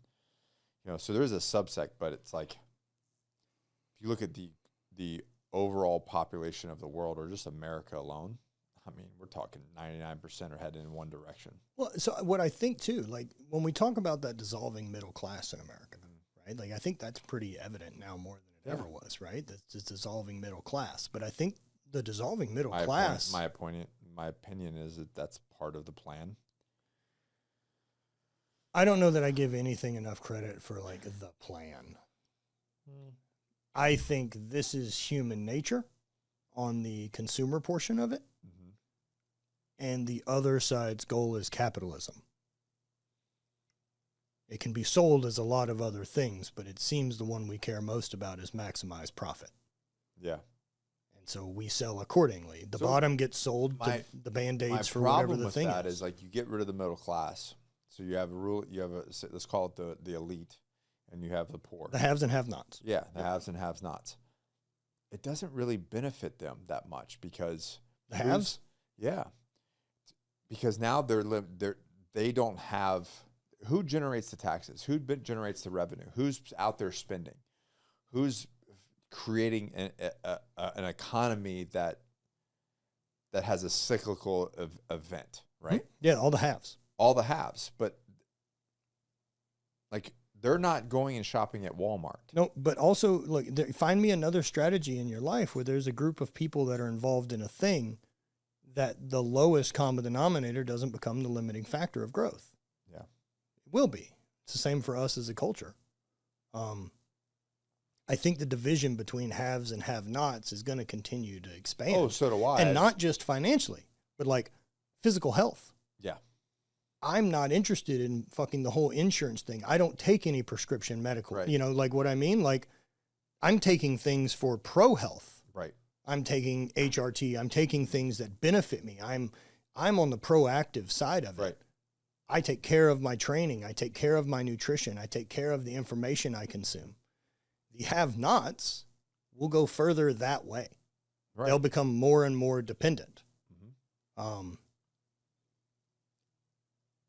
And I think that's going to not just, I think that'll spread to relationships, to community, that's going to spread to mental health, that's going to spread to the physical side of things. Like every area of our life is going to follow that spread. Right, and I completely agree, and I just don't see how the outcome of that is a positive one. It's not. It's not. Yeah, I don't think that works on the It doesn't. back end. Yeah. No, I don't. It's not good long term. It's a really bad strategy. So it's a really bad strategy unless you figure out how to get rid of the bottom. Which could come to I just don't think you could ever get rid of the bottom. So I think there's a pretty good chance that, let's say, all of the essential jobs that we've learned about and are very, very important to us, clearly. Yeah.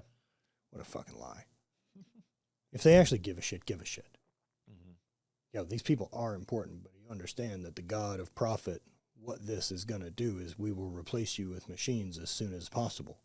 Machines are you people in the essential jobs. It's already happening. Right, but the people in the essential jobs are the current limiting factor for those companies being able to scale. Because they're inconsistent, they don't show up, they need mental health care, they need all these other things. They have human problems. Right. But they're not skilled jobs. And so, does universal basic health care take care of that? I don't know. Yeah. Or does universal income take care of that? I don't know. I still think even if you solve the energy's free. Energy's free. Water's abundant. Until we choose that something else is the main goal other than maximize profit, this will be a tough hurdle for us to overcome as a culture. You know, a perfect utopian, like, that doesn't exist, doesn't right? Like, exist. there's going to be the ups and downs of everything. There is no perfect utopia, but there is some point of maybe realizing as a whole that, like, more isn't necessarily the answer. Maybe quality is better than quantity, and that's not been the American way for a long time. Yeah. That's how we buy food. That's how we buy vehicles. That's how we do everything. And until we get off of that train of believing once I have X, I'll feel Y about my life, we'll stay trapped. Yeah, we were talking about that this morning as well. Like this idea that, if I can just get to this spot. And how many times you've lied to yourself about that in the past already? Oh, yeah. Once I get here. Can you imagine if once I get here, I'll make if I can make $5,000 a month? Yeah. There's no, and I learned this years ago. I was like, there is no point of arrival. There is no point. There's no destination. I don't care what author, what historical text, what religious documents. There isn't any of it that pushes like stay the same forever. The message is always let go of what's no longer serving you and continue to grow and learn and adapt and treat people with love. Even our body on a cellular level isn't the same. Oh, dude. What, I mean? No man can step in the same river twice. He's not the same man. It's not the same river. Right. That's always the case. That's every day. Kind of going back to the original thing is like you think you'd be, because I do think your journey is very wild from everything that you've done to where you're landing today. But like, I guess that's the lesson in all of it is, especially if you were younger and could figure it out, is like, it's just forward. It's just, I think as long as once you set the compass, yeah. Right? And so like for my compass, for you. My compass, and it has to be for you. Yeah. No one else has to give a shit. No one is obligated. No one's here to support it. No one has to help you live a great life. You have to want it more than anyone else does. If someone else believes in your dreams more than you, it is not your fucking dream. Yeah. It has to be this decision, this go toward, this exploration with curiosity instead of fixation that the destination makes me whole. Because you're going to get, I'm the same, like it's all the same. It is the journey of continuing to shed those layers of skin and expose myself. because and this is a cheap analogy, but it's just one that's so easy. You have, like we have clients and they go, you're like, hey, I'm going to lose weight. And they're like, this is my goal. And I just go, okay, sure, pal. Sick. And then they get there and they go, oh no, this wasn't the goal. I'm like, nah, I already knew that. Right. But you had to, I guess you had to set that to get there. Like, you know, the point of, but it's never like, especially like, you know, for like on a physical performance, muscle, body composition, diet, there is no, this is it. When I get here, I'll be satisfied. it's on to the next. And it always has been. It's always on to the next. And it's like, well, can I get 0.5% better? Can I get, 0.5% stronger on my bench? But there's always if you something. change the intention of the journey, like Yes. mindset wise, And that's right? kind of like, my so point. if we go from this destination based of once I get 30 Yeah. pounds, once I Sure. lose 100 pounds, I Make feel this much I'll money. be whatever, Yeah, yeah, yeah. right? Have the house, have this car. Instead of the journey for nutrition being focused on, I want to learn how to feed myself so that I have the life I want. And go through it with that experimentation and curiosity process of what happens if I switch to carnivore? How about also if I'm honest with myself enough to say, I can't have cookies in the house. Right. I have some ability to maintain discipline, and Right. other places I don't. So I avoid cookies in my house. Because I like fucking cookies. Yeah, man. I don't have enough discipline to deal with those being in my house. I can keep them from coming in. Right. Right. But you invite those monsters in, they got you. Yeah. And so, like, that's knowing yourself. Some people don't have that level of discipline issue. I do. Yeah. So I strategize against it. Right. The same way, like, I tried macros and dieting and tried a lot of things and hired coaches and didn't see any success. And I would lie and pretend that I was being very consistent when now that I am, I wasn't. It shows. Right. Yeah. No shit. And so I ended up going down like the carnivore path for like 8 straight months and saw a lot of progress because I didn't have any loopholes of how I could trick myself out of what I was supposed to eat. And so what I learned how to eat during that was consistently. I learned what foods made me feel better. I also learned with intermittent fasting, like, oh, I'm not hungry, I'm bored. I'm not hungry. I need mouth pleasure. You know what taught me that, which was hard the first time I did first time ever. This was a couple years ago. I did a 72-hour fast. Mm-hmm. That was the first time ever that I was like, oh, this is a mental game. Big time. Food can, like, I'm not even I don't have a food problem, but food controlled me as in like, oh, I'm hangry. Sure. Yeah, Like, you give it so much of a rule, right? That like, Yeah. oh, it's its fault. Yeah. Like, no, I need to practice and actually feel what hungry feels like and understand And that I've it been doesn't get a hungry choice. I've been hungry plenty of times, but this Yeah. intentional thing of like, I'm going to go 72 hours and like clean this system out. Now I'm like, 72 hours is a joke. I think like that's a macro dose, Yeah. right? Like that's the going on a big adventure and biting off a little bit more than you can chew. Like we Sure. need those things, but then But realizing that it microdosing was is such, the intermittent fasting I do every day. so doing that was the big realization, like, oh, this is just another mental hurdle. Whole thing. The whole thing is just a mental Yeah, game. you're fine. Totally fine. Like that's why I love the sauna. Is why I love the cold plunge. So this is an interesting one. So the voice in my head, the one that wants to tap out, the one that The resistance. the amygdala Yeah. guy. Yeah. My internal dialogue is very rarely I. It is always a we. And I'm always just curious if other people do that. That's interesting. I don't know. Because like we, for me, there is There's my definitely consciousness. Yeah. There's lots of voices to that consciousness, right? yeah. There's the coach, there's the critic, there is the one that I've had to cultivate, which is like on my fucking team. Yeah. Like the one that's my champion. Your advocate. Yeah. Yeah. And then like the old version of me is this other one I've worked on. Yeah. The one that has everything I've ever wanted. And then there's a kid in there somewhere. Totally a kid in there. Yeah. Right? And like my choices that make the kid and the old man happiest are typically the ones I like most. Yeah. If they can fire up both of those people. The old man and then the kid. Yeah. Yeah, those are rad. If at 8 years old and at 80 years old I dig this decision, then it's probably a good one. Yeah, right. Those assholes in between, though. No, dude. Like, you would think after this many years of getting up and training and being consistent that, like, there wouldn't be this voice of, like, I don't want to. I don't want to. Yeah. I don't want to. I don't want to. You know this is going to hurt, like, right? Oh, God, man. Again? Yeah. And, like, yo, that voice Bro, has to be respected and treated like a fucking terrorist. 43 years old, special operations, like selection processes, war, hard things, losing friends. Still, you don't want to get that cold plunge. Every day. Every day. And I think that's what creates such a cool practice about it, is it gives me this really safe space to play with that feeling of I don't want to. Mm-hmm.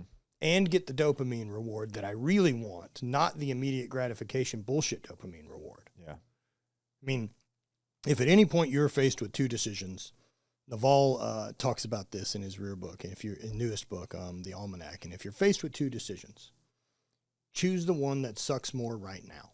Mm-hmm. It'll have the better long-term payoff. Yeah. The old school, if you got to eat two frogs, one's bigger. You can either, eat the big one first. Eat the big one first, yeah. And over the course of our lives, like, I think micro-dosing daily discomfort and challenge will yield to macro doses of confidence, self-belief, self-worth, and follow-through. Whereas the micro doses of daily comfort destroy those. Well, they equal the macro dose of I don't believe in myself, I can't follow through, I'll never be that. Well, we lied to ourselves, and we've been lied to as a whole. That this comfort is some sort of a bad thing. What? So lied to or didn't know, right? Like, because I feel like lied to then has like a malicious intent to it, and I don't know that I would give it that. This is the reason why I say that is like when you start looking at, and I say I say this on fucking repeat. If you look at your greatest accomplishments, okay, your greatest accomplishments. None of them are something that was given to you, that came easy, or was comfortable. Nope. All of them hurt. It was something you had to restrict for a long period of time. You had to delay gratification. You had to put yourself in really horrible positions for a long period of time. And then you came out the other end and you achieved X.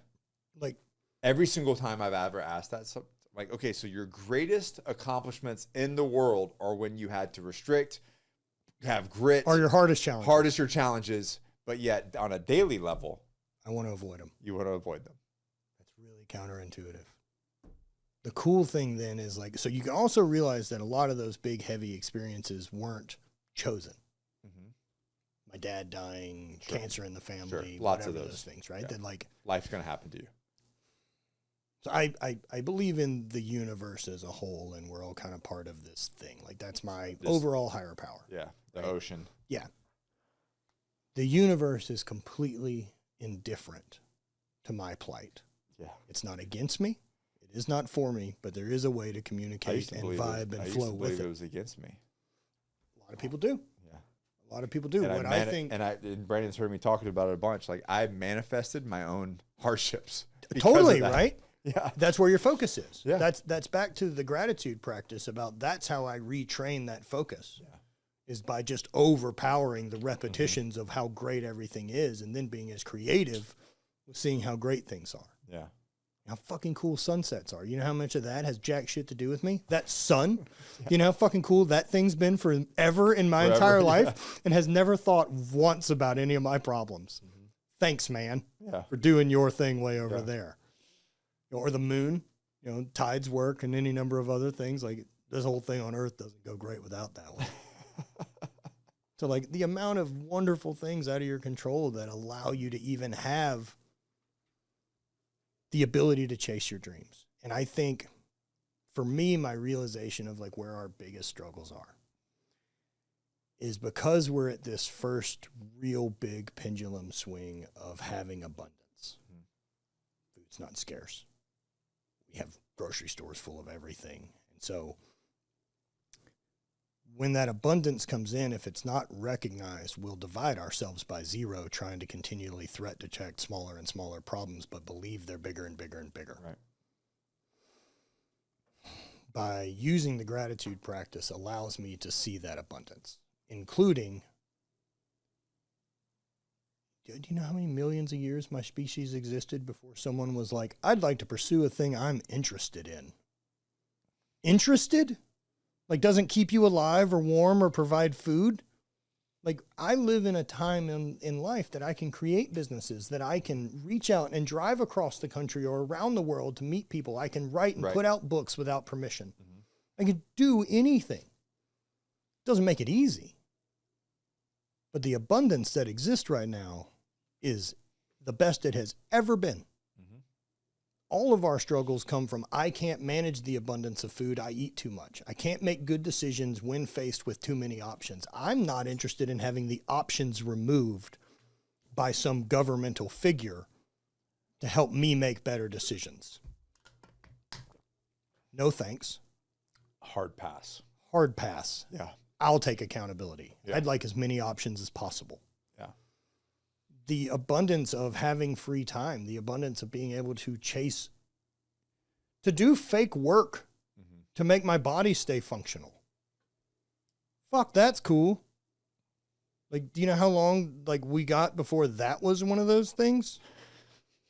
Like, Apex Predator, why are you burning extra calories over there? Those things are expensive. You have to go now hunt a thing. Yeah. Like, nah, I'm just going to build so much extra muscle that only the abundance of food and time and effort allow me to create it. Like, we live in the fucking best time of forever. And whether you want to see it as shit or you want to see it as great, it's your perspective to choose. Like you Both just are said, true. It's a choice.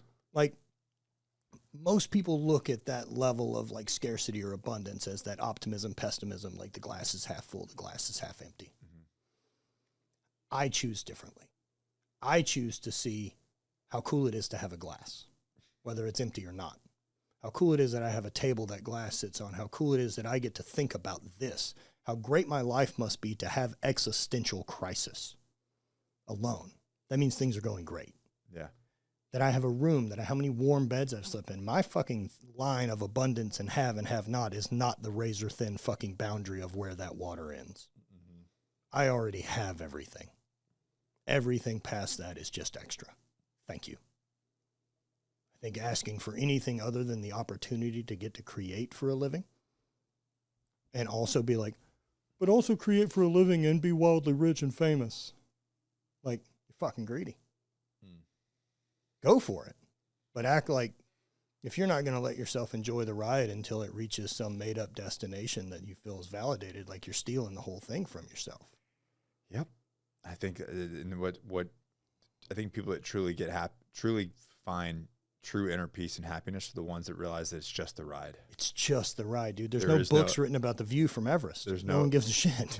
It's just the ride. No, we're not reading about Shackleton's what the Antarctic landscape looks like. We're interested in the survival. We're interested in the journey. Right. The journey is what forges you. The journey is what shapes you and scars and does all these things. And if you don't appreciate it and own it, like, you're just stealing your power. Well, speaking of journey, we've got to go do some I guess in hard things. Yeah. We got to do this thing that you came up with, or you stole. I stole. You stole. I stole from Kelly, who I think stole from Laird. So, and then I stole it from you. Yeah. Yeah, we're gonna go do this. I sent a group to the guys who are gonna do it with us. I'm like, hey, I'm gonna do this stupid thing with a sauna and an assault bike. Who's in? 20 dudes are like, oh, that sounds good. That sounds good. Yeah. But dude, it's been an honor, man. Dude, Thanks for coming all the way out here. In your space couldn't shuttle. have been a better week. Yeah. It's cool thinking about, and I mentioned to this at the veterans event. Man, you've been a really cool reoccurring character In the story. Yeah, that like pops in and when out. we met, I'm filming YouTube and trying to compete in a strength sport. Mm-hmm. You're teaching firearms training. Yeah. So like, how many things haven't worked that you tried between then and now, business-wise? Oh, I don't have a number for Right, that. right. Yeah. Numerous. Numerous. And yet we're still back here across the table doing totally different things.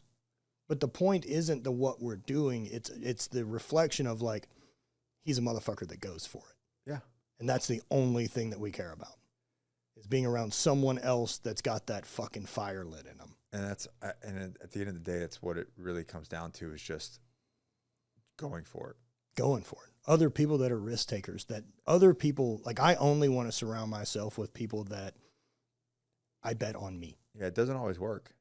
Dude, look at stories like Elon, right? Like, so Elon sells PayPal for $200 million, something like that, right? His next move, or it's like 230 million. He dumps 100 million into Tesla, 100 million into SpaceX, and is basically trying to like borrow money for rent. Mm-hmm. Like all of the chips are back on the table because he's not destination based. He's always moving forward. Mm-hmm. It's a really interesting thing to watch. I think he's a fascinating human, slight robot. I'm not sure if he's on our side or not. I think he's probably on the side of whatever allows Elon to keep doing what Elon wants. Who knows? But it's going to be interesting to see how the whole story plays out. I love that we filled the cabinet now with just like lunatics. Yeah. Look, the old guard doesn't work for me. No. And I believe it would at least pass that. So that's a little bit of what fucked me up with election-wise, if you got a second, is the first time Donald Trump got elected, I personally was very much like, holy shit, we just proved none of this matters. Like, we just elected a fucking cartoon Yeah, character. we elected a TV show host to be president. Like, cat's out of the bag, motherfuckers. None of this is good. And then people really got into the fact that he was president. I was like, oh, interesting. Mm-hmm. Then we revert and basically have politics out of the way, left or right. Mm-hmm. We saw someone mentally not there for a stretch. For sure compromised, right? Yeah. There isn't any giant company that if their CEO showed that level of mental clarity, regression, or anything, wouldn't have them out of that seat because of what a liability it would be immediately. Right? So then the only option I can also still believe is that role's not important. Yeah. I have two now big evidences of how fucking unimportant that role is. And now we're at a point that we've filled the cabinet with Dana White, Elon Musk, Vince McMahon. Was that movie? Also, fuck it, man. Let them run it for a while. Let's see how that goes. They're all the fucking current giant monsters in the country. Like, it reminds me of what's his name? Idiocracy that was president. God damn it, Macho Camacho. No, it was Terry. Oh yeah. But Macho Camacho was the character's name. Oh, that was his name. It was his character's name. It's a bummer how much of that has come. I never knew about that movie, and then I saw it recently, as like a couple years ago. I didn't know it was supposed to be a comedy. When I watched it, it felt more like a horror flick. Yeah. And I was just like, oh my gosh, man. I never saw it when it came out. Yeah, and then you realize like when it was filmed and you're like, yeah. oh, I'm no. like, oh, this is not good. Anyways, yeah. Matt, thanks for coming on. Let's go do this sauna assault bike thing and kill ourselves. You sounds good? Great. Sounds great. All right. Love you guys. Peace. Hey guys, thanks for watching. I really appreciate that. Remember to like it. Remember to drop me a comment. I want to respond to it. I'm actually the one responding to the comments. And if you like this video, you're going to absolutely love this one right here.